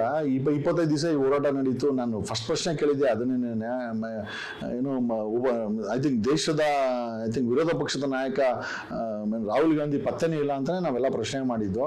ಈಗ ಯಾವಾಗ ಇದು ಪಾರ್ಲಿಮೆಂಟ್ ಪ್ರೊಟೆಸ್ಟ್ ಆಗಿ ಇದು ಇಡೀ ಪ್ರಪಂಚದಾದ್ಯಂತ ಇದು ವೈರಲ್ ತರ ಹರಡ್ಬಿಡ್ತು, ಇದು ಪೊಲಿಟಿಕಲಿ ಏನಾದ್ರು ಕ್ಯಾಶ್ ಮಾಡಕ್ಕೋಸ್ಕರ ಹೋಗಿ ಮಲ್ಕೊಂಡ್ಬಿಟ್ಟ. ಇಷ್ಟು ದಿನ ಇಲ್ದಿದ್ದ ರಾಹುಲ್ ಗಾಂಧಿ ಇದ್ದಕ್ಕಿದ್ದಂಗೆ ಅಲ್ಲಿ ಮೇಡಮ್ ಅಲ್ಲಿ ಪ್ರೊಟೆಸ್ಟ್ ಬರ್ಬೋದಾಗಿತ್ತಲ್ಲ. ನಿಜವಾಗ ನೋಡಿ, ಕಾಂಗ್ರೆಸ್ ಅವ್ರಿಗೆ ಏನು ಅಂತಂದ್ರೆ, ನಾವು ನಮ್ಮ ಮಕ್ಕಳು ನಾವಷ್ಟೇ ನಮ್ಮ ಹತ್ರ ಹುಡ್ಕೊಂಡ್ ಬರ್ಬೇಕೇ ಹೊರತು ನಾವ್ ಯಾರು madam C the country doesn't run something like that. ಇವತ್ತಿನ ಮಕ್ಕಳು ಇವತ್ತಿನ ಮಕ್ಕಳು ಜನರೇಷನ್ ಏನಲ್ಲಿ ಹೋರಾಟ ಮಾಡ್ತಿದ್ರಲ್ಲ ಅವ್ರು ನಾವ್ ಹೇಳಿದ್ರೇನೆ ಇಸ್ ಇಟ್ ಸೊ ಓಕೆ ಅಲ್ಲಿ ಥಿಂಕ್ ಇಟ್ ಅಂದ್ರೆ ನಾವೇ ನಮ್ಮ ತಂದೆ ತಾಯಿ ನಾವ್ ಹೇಳಿದ್ರೆ ನಮ್ಮ ಮಕ್ಕಳಿಗೆ ಅವ್ರೇನ್ ಹೇಳ್ತಾರೆ, ಹೌದಾ ನಾನು ಯೋಚನೆ ಮಾಡ್ತೀನಿ ಅಂತಾರೆ. ಅವ್ರು ಇಮಿಡಿಯೇಟ್ ಹೂ ಅನ್ನಲ್ಲ. ಅಲ್ಲ ಮೇಡಮ್, ತಂದೆ ತಾಯಿ ಹೇಳಿದ ಮಾತಿಗೆ ಯೋಚನೆ ಮಾಡುವಂತ ಮಕ್ಕಳು ಈ ರಾಹುಲ್ ಗಾಂಧಿ ಮಾತು ಮೋದಿ ಮಾತು ಕೇಳ್ತಾರೆ ಅಥವಾ ಅವ್ರು ಐ ಡೋಂಟ್ ಥಿಂಕ್ ಸೊ. ಆಮೇಲೆ ಈ ರಹಬಾತ್ ಏನೋ ಕರ್ನಾಟಕದಿಂದ ಹೋದಂತ ಡಿ ಕೆ ಶಿವಕುಮಾರ್ ಹೋಗಿದ್ದನ್ನ ನಾನು ನೋಡಿದೆ ಮೇಡಮ್. ಒಂದ್ ಕಡೆ ಬಿಡದಿ ರೈತರು ಬಾಳೆಗೆ ಬೆಂಕಿ ಇಟ್ಟು ಈ ಕಾಂಗ್ರೆಸ್ ಸರ್ಕಾರ ರಿಯಲ್ ಎಸ್ಟೇಟ್ ಮಾಡಕ್ ಹೋಗಿ ಅಲ್ಲಿ ಏನೋ ದೊಡ್ಡ ಸಾಚಾತರ ಇವ್ರು ತೋರ್ಸ್ಕೊಂತಾರೆ ಅಂತಂದ್ರೆ, ಒಂದ್ ಕಡೆ ಬೆಂಕಿ ಇಟ್ಬಿಟ್ಟು ಇನ್ನೊಂದ್ ಕಡೆ ಅಲ್ಲಿ ಬಂದಿರುವಂತ ಮ್ಯಾಗ್ನಿಟ್ಯೂಡ್ ಏನಿದೆ ಅಥವಾ ಆ ಸಿಂಪತಿ ಏನಿದೆ ಅದನ್ನ ಕ್ಯಾಶ್ ಮಾಡ್ಕೊಳಕ್ ಹೋಗ್ತಾರೆ ಅಂತಂದ್ರೆ, ಖಂಡಿತವಾಗಿ ಇವತ್ತಿನ ಈ ರಾಜಕಾರಣಿಗಳು ಏನು ಅಂತ ಸಮಾಜ ಯೋಚನೆ ಮಾಡ್ತಾ ಇದೆ ಮೇಡಮ್. ಬಿಡದಿ ಪ್ರಕರಣ ಏನ್ ನಡೀತಾ ಇದೆ, ಏನ್ ಹೇಳೋದಕ್ಕೆ ಇಷ್ಟಪಡ್ತೀರಾ ಮೇಡಮ್? ಸರ್ಕಾರ ಬರೋವರೆಗೂ ಭ್ರಷ್ಟಾಚಾರ ವಿರೋಧ ಅನ್ನೋದು, ಸರ್ಕಾರ ಬಂದ ಮೇಲೆ ಅವರು ಇದನ್ನ ಕಿತ್ಕೊಂಡ್ ತಿನ್ನೋದೇ, ರಿಯಲ್ ಎಸ್ಟೇಟ್ ಮಾಡಿ ಜೀವನ ಮಾಡೋದು ಈ ರಾಜಕಾರಣಿಗಳ ಕೆಲಸ ಆಗ್ಬಿಟ್ಟಿದೆ ಮೇಡಮ್. ಈ ಕರ್ನಾಟಕದಲ್ಲಿ ನೋಡಿ ಏನೋ ಏನಾಗ್ಬಿಟ್ಟಿದೆ ಅಂತಂದ್ರೆ, ಯಾರ ಜೀವನ ಹಾಳಾದ್ರೂ ಪರವಾಗಿಲ್ಲ, ನಾವು ಚೆನ್ನಾಗಿರ್ಬೇಕು ಮೇಡಮ್. ಬೆಂಗಳೂರಲ್ಲಿ ಇವನ್ ಹಸುರಂತೂ ಉಳಿದೇ ಇಲ್ಲ, ಅರಣ್ಯ ಅಂತೂ ಉಳಿದಿಲ್ಲ. 1250 ಕೆರೆಗಳನ್ನ ತಿಂದು ಮಾರಾಕಿ ಜೀವನ ಮಾಡ್ಬಿಟ್ಟಿದ್ದಾರೆ ಕಳೆದ 30 ವರ್ಷದಲ್ಲಿ. ಇವತ್ತು ಉಳಿದಿರೋ ಒಂದಷ್ಟು ಹಸಿರು ಆ ಬಿಡದಿ, ಆನೇಕಲ್ಲು, ಚಿಕ್ಕಬಳ್ಳಾಪುರ, ದೊಡ್ಡಬಳ್ಳಾಪುರ ಇತ್ತು ಅಂತಂದ್ರೆ, ಇಲ್ಲಿ ಇವರು KADB ಅದು ಇದು ಅಂತ ಬಳಸ್ಕೊಂಡು, ಮತ್ತೆ ಕರ್ನಾಟಕ ಭೂ ಸ್ವಾಧೀನ ಅಂತ ಬಳಸ್ಕೊಂಡು ಇಲ್ಲೊಂದು 9,000 ಎಕರೆ, ಆನೇಕಲ್ಲಲ್ಲಿ ಒಂದು 2,500 ಎಕರೆ, ಚಿಕ್ಕಬಳ್ಳಾಪುರದಲ್ಲಿ 2,800 ಎಕರೆ, ದೊಡ್ಡಬಳ್ಳಾಪುರದಲ್ಲಿ ಒಂದು 1,500 ಎಕರೆ, ದೇವನಹಳ್ಳಿಲಿ ಒಂದು 700 ಎಕರೆ. ಮೇಡಮ್, ಇವರು ರಿಯಲ್ ಎಸ್ಟೇಟ್ ಏಜೆಂಟ್ಗಳ ಸರ್ಕಾರ ನಡೆಸ್ತಾ ಇದ್ದಾರೆ. ನಮ್ಗೆ ಅರ್ಥ ಆಗ್ತಾ ಇಲ್ಲ. ಅಲ್ಲ, ಇವ್ರು ಗೆದ್ದು ಬಂದಿರೋದು ಬರೀ ರಿಯಲ್ ಎಸ್ಟೇಟ್ ಮಾಡಕ್ಕೆ MLA ಹಾಕಿದ್ರೆ ನಿಮ್ಗೆ ಓಟ್ ಹಾಕಿದ್ರು ರಿಯಲ್ ಎಸ್ಟೇಟ್ ಮಾಡಕ್ಕೋಸ್ಕರನ, ಕೃಷಿ ಜಮೀನುಗಳನ್ನ ನಾಶ ಮಾಡಕ್ಕೋಸ್ಕರನ, ಕೃಷಿ ಹೆಸರಲ್ಲಿ ಲೇಔಟ್ಗಳು ಮಾಡ್ಕೊಂಡು ನೀವು ಜೀವನ ಮಾಡಕ್ಕೋಸ್ಕರನ. ಆಮೇಲೆ ಕೃಷಿ ಇದ್ರೆ ಮೇಡಮ್, ಈಗ ಕೃಷಿ ಇಲ್ಲ ಅಂತಂದ್ರೆ ನಮ್ಮ ಬರೀ ಫುಡ್ ಸೆಕ್ಯೂರಿಟಿ, ಇವತ್ತು ನಮ್ಗೆ ತಿನ್ನಕ್ ಅನ್ನ ಇಲ್ಲ ಅಂದ್ರೆ ಇವ್ರು ಎಲ್ಲಿಂದ ತಂದು ನಮಗೆ ಕೊಡ್ತಾರೆ? ಹಂಗಾಗಿ ಬರೀ ಇವ್ರುಗಳು ದುಡ್ಡು ಮಾಡಕ್ಕೋಸ್ಕರ, ನಾನು ಹೇಳ್ತಾ ಇರ್ತೀನಲ್ಲ, ಹಿಂದಿನ ಕಾಲದಲ್ಲಿ SD ದುಡ್ಡು ಹಾಕಕ್ ದುಡ್ಡಿಲ್ದವನು ಇವತ್ತು 1,500 ಕೋಟಿ ಡಿಕ್ಲೇರ್ ಮಾಡೋಣ ಅಂತಂದ್ರೆ, ಎಷ್ಟು ಮನೆ ಹಾಳು ಮಾಡಿರ್ಬೇಕು, ಎಷ್ಟು ರಾಜ್ಯ ಹಾಳು ಮಾಡಿರ್ಬೇಕು, ಎಷ್ಟು ಲೂಟಿ ಮಾಡಿರ್ಬೇಕು, ಎಷ್ಟು ಸುಳ್ಳಿರ್ಬೇಕು, ಎಷ್ಟು ಕೊಲೆಗಳಾಗಿರ್ಬೇಕು, ಎಷ್ಟು ಅತ್ಯಾಚಾರಗಳಾಗಿರ್ಬೇಕು. ಅದ್ರ ಮೇಲೆ ತುಳ್ಕೊಂಡು ರಕ್ತದ ಮೇಲೆ ಬಂದು ಇವರು ಅಧಿಕಾರದಲ್ಲಿ ಕೂತಿರ್ಬೋದು. ಖಂಡಿತವಾಗಿ ಜನ ಇಂಥವ್ರಿಗೆ ಬುದ್ಧಿ ಕಲಿಸ್ತಾರೆ, ಸೋಲಿಸ್ತಾರೆ ಬರೋ ಸತಿ. ಅದು ಮಾಗಡಿ MLA ಆಗಿರ್ಬೋದು, ಇನ್ನೊಬ್ಬರು ಆಗಿರ್ಬೋದು. ಡೆಫಿನೆಟ್ಲಿ ಯಾರ್ಯಾರು ರೈತರ ಬಾಳೆಗೆ ಬೆಂಕಿ ಇಟ್ಟಿದ್ರ ಅವ್ರಿಗೊಂದು ಫ್ರೀ ಕರೆಂಟ್ ಕೊಡಲ್ಲ. ಇವತ್ತು ಇವನ್ ವಿದ್ಯುತ್ ಇದನ್ನು ಕೂಡ ಮಾರಾಟ ಮಾಡಕ್ಕೆ, ಟಾಟಾ ಅವ್ರಿಗೆ ಮಾರಾಟ ಮಾಡಕ್ಕೆ ಇಟ್ಟಿದ್ದಾರೆ. 41,000 ಕೆರೆಗಳಿದೆ, ನೀವು ಯಾರು ಕೂಡ ಹೂಳೆತ್ತಲ್ಲ. 40 ಲಕ್ಷ ಬೋರ್ವೆಲ್ಗಳಿದೆ, 1,500 ನೀರು ಹೊಟ್ಟೋಗ್ಬಿಟ್ಟಿದೆ. ಬರೀ ಬೆಂಗಳೂರಿನ ಗಲೀಜು ನೀರನ್ನ, ಕಕಸ್ ನೀರನ್ನ, ಟಾಯ್ಲೆಟ್ ನೀರು ತಗೊಂಡೋಗಿ ಚಿಕ್ಕಬಳ್ಳಾಪುರಕ್ಕೆ ಕೋಲಾರಕ್ಕೆ ಬಿಡೋದು. ಬೆಂಗಳೂರಿಗೆ ಒಳ್ಳೆ ನೀರು ಬೇಕು, ಯಾಕಂದ್ರೆ ರಿಯಲ್ ಎಸ್ಟೇಟ್ ಮಾಡಿ ಲೇಔಟ್ಗಳು, ಅಪಾರ್ಟ್ಮೆಂಟ್ ಕಟ್ಟಿ ಜೀವನ ಮಾಡಬೇಕು, ಅವ್ರು ಮಾರಾಟ ಮಾಡಿ ಕಾಸು ಮಾಡ್ಕೊಬೇಕು. ಮೇಡಮ್, ಹಿಂಗಾಗ್ಬಿಟ್ಟಿದೆ ಅಂತಂದ್ರೆ, ರಿಸೋರ್ಸ್ಗಳನ್ನ ಮತ್ತೆ ಸರ್ಕಾರದ ರಿಸೋರ್ಸ್ಗಳನ್ನ ಮತ್ತೆ ನ್ಯಾಚುರಲ್ ರಿಸೋರ್ಸ್ಗಳನ್ನ ಲೂಟಿ ಮಾಡದೆ ಒಂದು ದೊಡ್ಡ ವಿಚಾರ ಆಗ್ಬಿಟ್ಟಿದೆ. So I think madam, we have just voted for ಡಕಾಯ್ಟ್ಗಳಿಗೆ, ಕಳ್ಳರಿಗೆ, ಲೂಟಿ ಕೊಡ್ರಿಗೆ ನಾವು ಓಟ್ ಹಾಕ್ಬಿಟ್ಟಿದ್ದೀರಾ, ಅಥವಾ ಕ್ರಿಮಿನಲ್ಸ್ಗಳು ಓಟ್ ಹಾಕಿದ್ದೀರಾ, ಅಥವಾ ನಮ್ಮನ್ನ ಪೊಲೀಸರನ್ನ ಬಳಸಿ ಎದುರಿಸಿ ಬರೆಸಿ ಜೀವನ ಮಾಡೋರಿಗೆ ನಾವು ಓಟ್ ಹಾಕಿದ್ದೀವಿ ಅಂತ ಖಂಡಿತವಾಗಿ ನಮಗೆ ಅನಿಸ್ತಾ ಇದೆ ಮೇಡಮ್. ಸೊ ನಿಮ್ಗೇನಾದ್ರೂ ಸ್ವಂತ ಪಕ್ಷ ಕಟ್ಟುವಂತಹ ಆಲೋಚನೆ ಇದೆಯಾ, ಇಲ್ಲ ಅಂತಂದ್ರೆ ರಾಜಕೀಯಕ್ಕೆ ಬರುವಂತಹ ಆಲೋಚನೆ ಇದೆಯಾ? ಮೇಡಮ್, ರಾಜಕೀಯಕ್ಕೆ ಆಲ್ರೆಡಿ ಬಂದಿದ್ದಾಗೋಯ್ತು. ಆಗಲೇ 3-4 ವರ್ಷ ಆಯ್ತು ರಾಜಕೀಯಕ್ಕೆ ಬಂದು. ಎರಡನೇದಾಗಿ ಪಕ್ಷ ಆಲ್ರೆಡಿ ಕಟ್ಟಿದೀವಿ, ನಮ್ಮ ಯಂಗ್ಸ್ಟರ್ ಪಾರ್ಟಿ ಅಂತ, ಯಂಗ್ಸ್ಟರ್ ಎಂಪವರ್ಮೆಂಟ್ ಪಾರ್ಟಿ ಅಂತ, ಶಾರ್ಟ್ ಆಗಿ ಯಂಗ್ಸ್ಟರ್ ಪಾರ್ಟಿ ಅಂತ ಕರಿತೀವಿ ಕರ್ನಾಟಕದಲ್ಲಿ. ಸೊ ಆಲ್ರೆಡಿ ಕಟ್ಟಿ ಕಳೆದ 1.5 ತಿಂಗಳಿಂದ ಸಂಘಟನೆ ಮಾಡ್ತಾ ಇದೀವಿ. ಒಂದಷ್ಟು ಕಡೆ ನಮ್ಮ ಕಚೇರಿಗಳು, ಸಂಘಟನೆಗಳು ಹರಡ್ತಾ ಇದೆ. I think we are doing that job madam. ಇನ್ನೊಂದು 2 ವರ್ಷ ಇದೆ. ಪಕ್ಷ ದೊಡ್ಡದಾಗಿ ಬೆಳೆಯುತ್ತೆ ಅನ್ನುವಂತ ಭರವಸೆ ಇದೆ. Definitely madam. ಕ್ರಿಮಿನಲ್ಸ್ಗಳಿಗೆ ಸಪೋರ್ಟ್ ಮಾಡ್ತಾರೆ ಅಂತ ನಮ್ಮಂತರ ಸಪೋರ್ಟ್ ಮಾಡಲ್ಲ ಜನ, ಮಾಡ್ತಾರೆ. ಬಟ್ ನಮಗೆ ಆ ಶಕ್ತಿಯನ್ನು ನಾವು ಕೂಡ ಬೆಳೆಸ್ಕೊಬೇಕು. ಯಾವ ರೀತಿ ಅಟ್ಲೀಸ್ಟ್ ನಾವು ಜನಕ್ಕೆ ರೀಚ್ ಆಗೋಕ್ಕೆ ಅಟ್ಲೀಸ್ಟ್ ನಮ್ಮ ಕೆಪಾಸಿಟಿ ಇರಬೇಕು. ಒಂದಷ್ಟು ಸಂಘಟನೆಗಳು, ಒಂದಷ್ಟು ರಾಜಕೀಯ ಗಾಳಿಯನ್ನು ಎಬ್ಬರಿಸೋದು ಅಥವಾ ಬಿರುಗಾಳಿಯನ್ನು ಎಬ್ಬರಿಸುವಂತ ಶಕ್ತಿ ನಮ್ಮಲ್ಲಿದ್ರೆ ಖಂಡಿತವಾಗಿ ಜನ ವೋಟ್ ಮಾಡ್ತಾರೆ. ಕರ್ನಾಟಕದವರಂತೂ ಖಂಡಿತ ವೋಟ್ ಮಾಡ್ತಾರೆ ಅಂತ ನಮ್ಗೆ ನಂಬಿಕೆ ಇದೆ ಮೇಡಮ್. ಸೊ ಬಿಗ್ ಬಾಸ್ ಕೂಡ ಹೋಗಿ ಬಂದಿದ್ದೀರಾ ಸರ್. ಸೊ ಬಿಗ್ ಬಾಸ್ ಹೇಗೆ ಅನಿಸ್ತು? ಬಿಗ್ ಬಾಸ್ಗೆ ಹೋಗಿ ಬಂದಿದ್ದು ಹೇಗೆ ಅನಿಸ್ತು? ಸೊ ಆಫ್ಟರ್ ಬಿಗ್ ಬಾಸ್ ಹೇಗೆ ಅನಿಸ್ತಾ ಇದೆ? ಡೆಫಿನೆಟ್ಲಿ ಅದೊಂದು it's a very good platform. ನಿಮ್ಗೆ ಅವಕಾಶ ಸಿಕ್ಕಿದ್ರೆ ಐ ಥಿಂಕ್ ಬಳಸ್ಕೊಳ್ಳಿ. ನನಗೆ ಅದು ಒಂದು ಒಳ್ಳೆಯ ಪ್ಲಾಟ್ಫಾರ್ಮು. ನನಗೆ ನಾನು ಕೂಡ ಒಂದು ಸಣ್ಣ ಮಟ್ಟದಲ್ಲಿ ಹೋರಾಟ ಮಾಡಿಕೊಂಡು ಕರ್ನಾಟಕದ ಒಂದಷ್ಟು ಮನೆ ಮಾತಾಗಿದೆ. ಬಟ್ ಖಂಡಿತವಾಗಿ ಇವತ್ತು ಮನೆ ಮಾತೇನಾದ್ರು ಆಗಿದ್ರೆ ಅದು ಬಿಗ್ ಬಾಸ್ ಅನ್ನೋ ಪ್ಲಾಟ್ಫಾರ್ಮ್ ಇಂದ ನನಗೊಂದು ಜಾಸ್ತಿ ದಿನ ನಾನು ಅಲ್ಲಿ ಇರಲಿಲ್ಲ. ಒಂದು 17 ದಿವಸ 16 ದಿವಸ ಇದ್ದೆ ಅನ್ಕೊಂತೀನಿ. ಆ 16 days it was A wonderful Heaven. ನನಗೆ ನನ್ನನ್ನು ನಾನು ಐ ಥಿಂಕ್ ಜನಗಳಿಗೆ ರೀಚ್ ಆಗ್ಲಿಕ್ಕೆ ಅಥವಾ ಜನಗಳ ಮನಸ್ಸಲ್ಲಿ ನಾನು ಇರ್ಲಿಕ್ಕೆ ಒಂದು ಸಣ್ಣ ಜಾಗದಲ್ಲಿ ಇರ್ಲಿಕ್ಕೆ ಈ ಬಿಗ್ ಬಾಸ್ ಒಂದು ದೊಡ್ಡ I think is a very ಅದು ನನಗೊಂದು ಹೆಲ್ಪ್ ಮಾಡಿದೆ madam. I am really thankful to Bigg Boss platform. ನನಗೆ ನಾನು ಹೋಗ್ಬೇಕಾದ್ರೆ ನನಗೆ ಮನಸ್ಸಿರ್ಲಿಲ್ಲ, ಬಟ್ ಆದರೆ ಹೋದ್ಮೇಲೆ ಅನ್ನಿಸ್ತು ಎಸ್ ಇಟ್ ಇಸ್ ಇವತ್ತು ಅಷ್ಟೇ ನಾವು I Bigg Boss entire team ಆಗಿರ್ಬೋದು. I think I thank them. ಮತ್ತೆ ಆ ಬಿಗ್ ಬಾಸ್ ಪ್ಲಾಟ್ಫಾರ್ಮ್ ಮುಖಾಂತರ ಜನ ನನ್ನನ್ನು ಒಬ್ಬ ಆರ್ಟಿಸ್ಟ್ ಆಗಿನೋ ಅಥವಾ ಎಂಟರ್ಟೈನರ್ ಆಗಿನೋ ನನ್ನ ಗುರುಸಿದ್ರು. ಜನರಿಗೂ ಕೂಡ ನಾನು ಥ್ಯಾಂಕ್ಸ್ ಹೇಳ್ತೀನಿ. ಅಂಡ್ ಬಿಕಾಸ್ ಆ ಒಂದು ಏನಿದೆ ಆ ಒಂದು ಲುಕ್ ಏನಿದೆ ಅದನ್ನ ನಾನು ಇವತ್ತು ಡೆಫಿನೆಟ್ ಆಗಿ ನನ್ನ ಜೀವನವನ್ನ ಇನ್ನೂ ಹೆಚ್ಚಿನ ರೀತಿಯಲ್ಲಿ ಡೆವಲಪ್ ಮಾಡ್ಕೊಳ್ಳಲಿಕ್ಕೆ ನಾನು ಉಪಯೋಗಿಸ್ಕೊಂಡಿದ್ದೀನಿ. I think it has helped me a lot. ನನ್ನ ಹೋರಾಟ, ನನ್ನ ಜೀವನ, ನನ್ನ ಎಜುಕೇಶನ್, ನನ್ನ ಲಾಯರ್ ಗಿರಿ, ಅಡ್ವೊಕೇಟ್ ಗಿರಿ ಆಗಿರ್ಬೋದು, ಎಲ್ಲ ಯಾವ ರೀತಿ ಹೆಲ್ಪ್ ಮಾಡಿದ್ರು ಅದೇ ರೀತಿ ನನಗೆ ಬಿಗ್ ಬಾಸ್ ಕೂಡ I think it's A very good platform. ನಿಮ್ಗೆ ಅಲ್ಲಿ ನೀವು ಅಲ್ಲಿ ಹೋಗಿ ಡ್ಯಾಮೇಜು ಮಾಡ್ಕೊಳ್ಬಹುದು. ನೀವು ಅಲ್ಲಿ ನೀವು ಐ ಥಿಂಕ್ ದೊಡ್ಡ ಮಟ್ಟಕ್ಕೆ ಬೆಳೀಲೂಬಹುದು, ಶುರು ಮಾಡ್ಕೊಳ್ಬಹುದು. ಎಸ್ ಎಸ್ ಎಲ್ಲ ನಮ್ಮ ಕೈನಲ್ಲಿ ಇರುತ್ತೆ. ಡೆಫಿನೆಟ್ಲಿ ಪಾಸಿಟಿವ್ ಅಂಡ್ ನೆಗೆಟಿವ್ ಏನೇ ಆದ್ರೂ ಕೂಡ ನಿಮ್ಮ ಕೈನಲ್ಲಿ ಇರುತ್ತೆ. ಹಾಳು ಮಾಡ್ಕೊಂಡ್ರು ನಾವು ನೋಡಿದೀವಿ ಮೇಡಮ್. ಅಲ್ಲಿ ಹೋಗ್ಬಿಟ್ಟು ಹಾಳು ಮಾಡ್ಕೊಂಡ್ರು ನೋಡಿದೀವಿ. ಅಲ್ಲಿ ಹೋಗಿ ತಮ್ಮ ದೊಡ್ಡ ಮಟ್ಟಕ್ಕೆ ಬೆಳೆದಿರೋ ವ್ಯಕ್ತಿಗಳಲ್ಲಿ ನಾನು ಕೂಡ ಒಬ್ಬ ಅಂತ ನಾನು ಹೇಳ್ಬೋದು. ನನ್ನನ್ನ ಬಿಗ್ ಬಾಸ್ ಪ್ಲಾಟ್ಫಾರ್ಮ್ ಅಲ್ಲಿ ಜನ ನನ್ನನ್ನ ನೋಡಿ ಇಷ್ಟಪಟ್ಟಿದ್ದಾರೆ. ಸೊ ಹಂಗಾಗಿ I think it's a great platform ನನ್ಗನ್ಸ್ತದೆ. ಎಲ್ಲರಿಗೂ ಇರುವಂತಹ ಪ್ರಶ್ನೆ ಏನು ಅಂತಂದ್ರೆ ಬಿಗ್ ಬಾಸ್ ಸ್ಕ್ರಿಪ್ಟೆಡ್ ಅಂತ. ಇಲ್ಲ ಮೇಡಮ್, ನನಗೇನು ಯಾರು ಸ್ಕ್ರಿಪ್ಟ್ ಕೊಟ್ಟಿಲ್ಲ. ಯಾಕೆ ನನ್ಗೇನು ಆತರ ಅನ್ಸ್ಲಿಲ್ಲ ಅಥವಾ ನನ್ಗೇನು ಕೊಟ್ಟಿಲ್ಲ ನನಗೆ. ಬಟ್ ಅಲ್ಲಿ ಮೇಡಮ್ ಜೀವನನೇ ಒಂದ್ ರೀತಿ ಇರ್ತದೆ, ಬಟ್ ಬಿಗ್ ಬಾಸೇ ಒಂಥರ ಇರ್ತದೆ. ಜೀವನನೇ ಬೇರೆ, ಬಿಗ್ ಬಾಸೇ ಬೇರೆ. ಬಿಗ್ ಬಾಸ್ಗೆ ಹೋದಾಗ ನೀವೇನಾದ್ರೂ ನಾಟಕ ಮಾಡ್ತಾ ಇದ್ರೆ, ಮುಖವಾಡ ಹಾಕೊಂಡಿದ್ರೆ, ಮೇಕಪ್ ಹಾಕೊಂಡಿದ್ರೆ ಅದೆಲ್ಲ ಕಳಿಸೋಗ್ಬಿಡ್ತದೆ.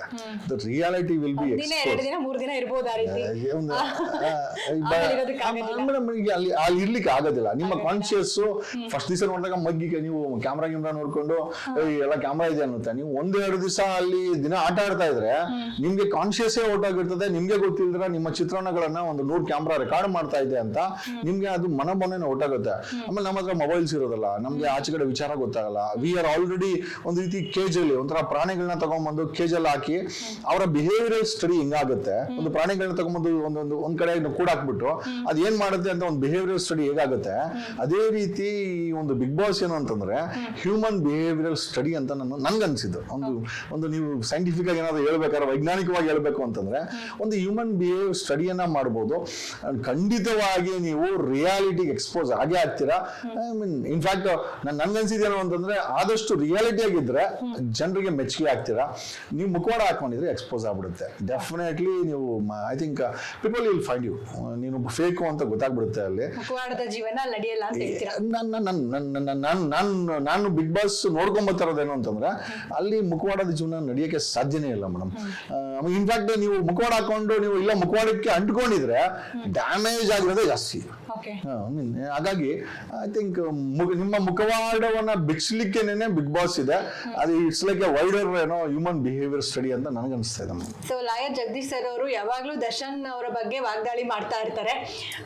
ಸೊ ಏನಾದ್ರೂ ವೈಯಕ್ತಿಕ ದ್ವೇಷ ಇದೆಯಾ? ಇಲ್ಲ ಏನಾದ್ರು ಈಗ ನೋಡಿ, ನಾನು ಇನ್ಫ್ಯಾಕ್ಟ್ ನೀವು ದರ್ಶನ್ ಬಗ್ಗೆ ಕೇಳಿದ್ರೆ ನಾನು ಏನೋ ಮಾತಾಡೋಕ್ಕೆ ಹೋಗಲ್ಲ. ಅವ್ರು ಕಷ್ಟದಲ್ಲಿದ್ದಾರೆ ಈಗ ಮೇಡಮ್. ಈಗ ಏನೋ ಸಣ್ಣ ಪುಟ್ಟ ತಪ್ಪುಗಳನ್ನ ಮಾತಾಡಿರ್ಬೋದೇ ಹೊರತು ನಾವು ನಿಜವಾಗ್ಲೂ ಯಾರಿಗೂ ಕೆಟ್ಟದ್ದು ಬಯಸುವಂಥವ್ರಲ್ಲ. ಇವತ್ತು ಅವ್ರು ಕಷ್ಟದಲ್ಲಿದ್ದಾರೆ, ಬೇಲ್ ಸಿಕ್ಕಿಲ್ಲ, ಈಸ್ ಇನ್ ಪ್ರಿಸನ್ನು. ಆ ಟ್ರಯಲ್ ಮುಗಿಸ್ಕೊಂಡು ಆ ಟ್ರಯಲ್ ಏನಾಗುತ್ತೋ ಗೊತ್ತಿಲ್ಲ. ಹಾಗಾಗಿ ವಿ ಆಲ್ವೇಸ್ ನೊಂದ ಮನಸ್ಸುಗಳ ಜೊತೆಲಿ ಇರ್ತೀವಿ. ಖಂಡಿತವಾಗಿ ನಮ್ಗೇನೋ ಆ ಥರ ಏನಾದರೂ ನಮ್ಮ ಕಡೆಯಿಂದ ಏನಾದರೂ ಅದು ಅನಿಸಿದ್ರು ಕೂಡ ಐ ಥಿಂಕ್ ನನ್ನ ಆ ಥರ ಮನಸ್ಸಲ್ಲಿ ಮಾಡ್ಕೊಳೋಂಥ ವ್ಯಕ್ತಿ ಅಲ್ಲ. ಬಟ್ ನನ್ನ Darshan topic is like like praying topic. ಅವ್ರಿಗೆ ಏನು ತಪ್ಪು ಮಾಡಿದಾರೋ ಬಿಟ್ಟಿರೋ ಗೊತ್ತಿಲ್ಲ. ಬಟ್ ಅವ್ರ ಜೊತೆ ತುಂಬ ದೊಡ್ಡ ಐ ಥಿಂಕ್ ಒಂದು ಪರೀಕ್ಷೆಯನ್ನು ಅವರು ಜೀವನದಲ್ಲಿ ಫೇಸ್ ಮಾಡಬೇಕಾಗಿದೆ, ಮಾಡ್ತಾ ಇದ್ದಾರೆ. So we just pray that ಈ ಶುಡ್ ಬಿ ಸಾಧ್ಯವಾದರೆ ಅವ್ರು ಏನು ತಪ್ಪು ಮಾಡಿಲ್ಲ ಅಂತಂದರೆ ಒಳ್ಳೇದಾಗಲಿ. This is what we pray. Otherwise ನನಗೇನು ಮಾಡೋಣ ಪಾಪ. ಅವ್ರು ಈ ಕನ್ನಡ ಇಂಡಸ್ಟ್ರಿಯಲ್ಲಿ ಒಂದಷ್ಟು ಸಿನಿಮಾಗಳನ್ನು ಮಾಡಿ ಒಂದಷ್ಟು ಮನಸ್ಸುಗಳಿಗೆ ಹೀರೋ ಆಗಿರೋಂಥ ವ್ಯಕ್ತಿ. ನಾವು ಬೇರೆಯವ್ರನ್ನ ನೋಡಿ ಯಾವತ್ತೂ ಹೊಟ್ಟೆ ಉರಿ ಬೀಳಲ್ಲ, ಅವ್ರ ಬೆಳವಣಿಗೆ ನೋಡಿ ಹೊಟ್ಟೆ ಉರಿ ಬೀಳಲ್ಲ. ಆಮೇಲೆ ನಾವು ಯಾವತ್ತೂ ಅಷ್ಟೇ ಬೇರೆಯವ್ರು ನೋಡಿಕೊಂಡು ಅವ್ರಿಗೆ ಹಂಗೆ ಆಗ್ಬಿಡ್ತು ನಮ್ಗೆ ಹಂಗಾಗಿಲ್ಲ ಅಂತ ಅನ್ಕೊಳೋದೇ ಇಲ್ಲ.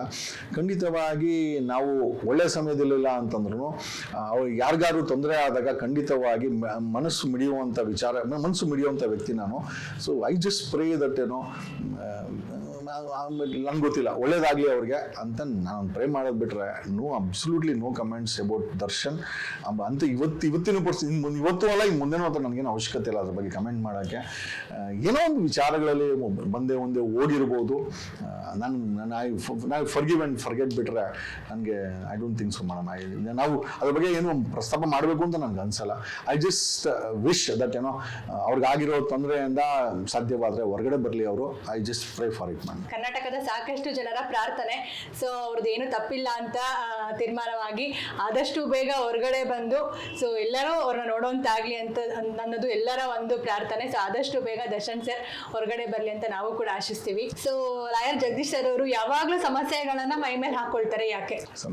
ಡೆಲ್ಲಿನಲ್ಲಿ ಇವತ್ತಿನ ಯುವಜನತೆ ಇವತ್ತು ಹೋರಾಟ ಮಾಡಿದ ಮೈ ಮೇಲೆ ಹಾಕೊಂಡಿದ್ದಾರೆ ಮೇಡಮ್. ಇವತ್ತಿನ ಯುವಜನತೆ ಒಂದು ಎಕ್ಸಾಂಪಲ್ ಸೆಟ್ ಮಾಡಿದ್ದಾರೆ ನಮ್ಮ ಮುಂದೆ ಅಂತಂದ್ರೆ, ಪ್ರಶ್ನೆ ಮಾಡೋದು ಸಮಸ್ಯೆನ ಮೈ ಮೇಲೆ ಹಾಕೋದು ಅಂದ್ರೆ ಖಂಡಿತವಾಗಿ ನಾನು ಯಾವಾಗಲೂ ಹಾಕೋಣಕ್ಕೆ ರೆಡಿ ಇದ್ದೀನಿ. ಅದ್ರ ಶಕ್ತಿ ಕೂಡ ಭಗವಂತ ನನಗೆ ಕೊಟ್ಟಿದ್ದಾನೆ.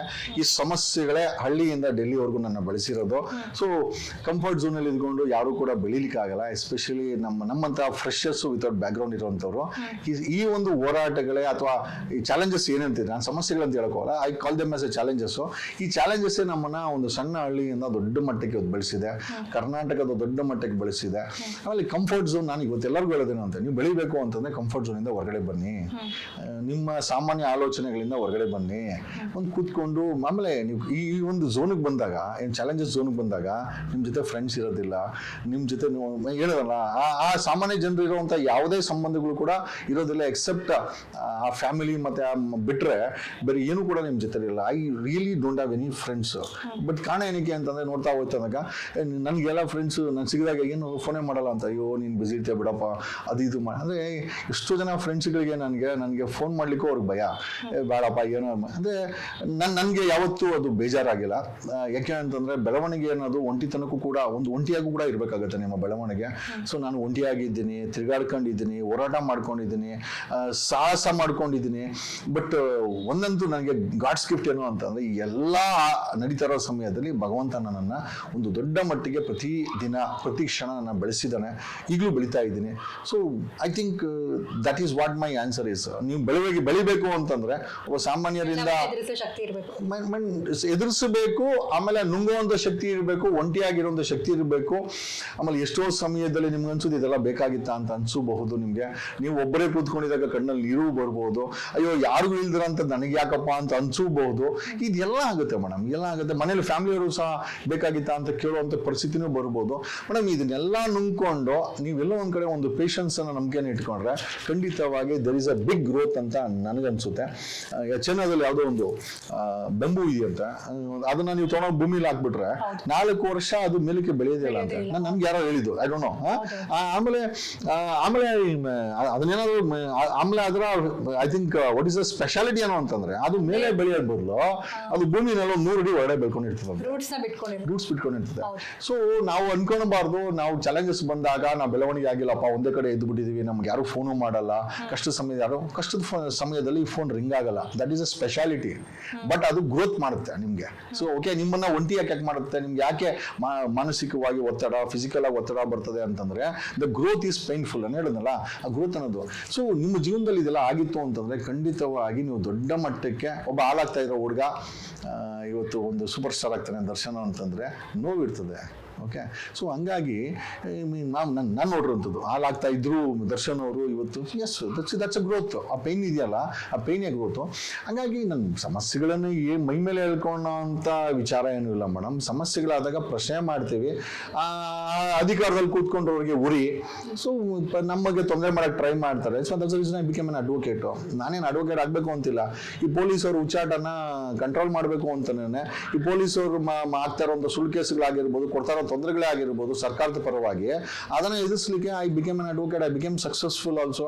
ನಮ್ಮಪ್ಪ ಅಡ್ವೊಕೇಟ್ ಅಲ್ಲ, ಅದು ಕೂಡ ಇವತ್ತು I may one of the successful legal knowledgeable person ಅಂತ ಹೇಳ್ಕೊಬೋದು.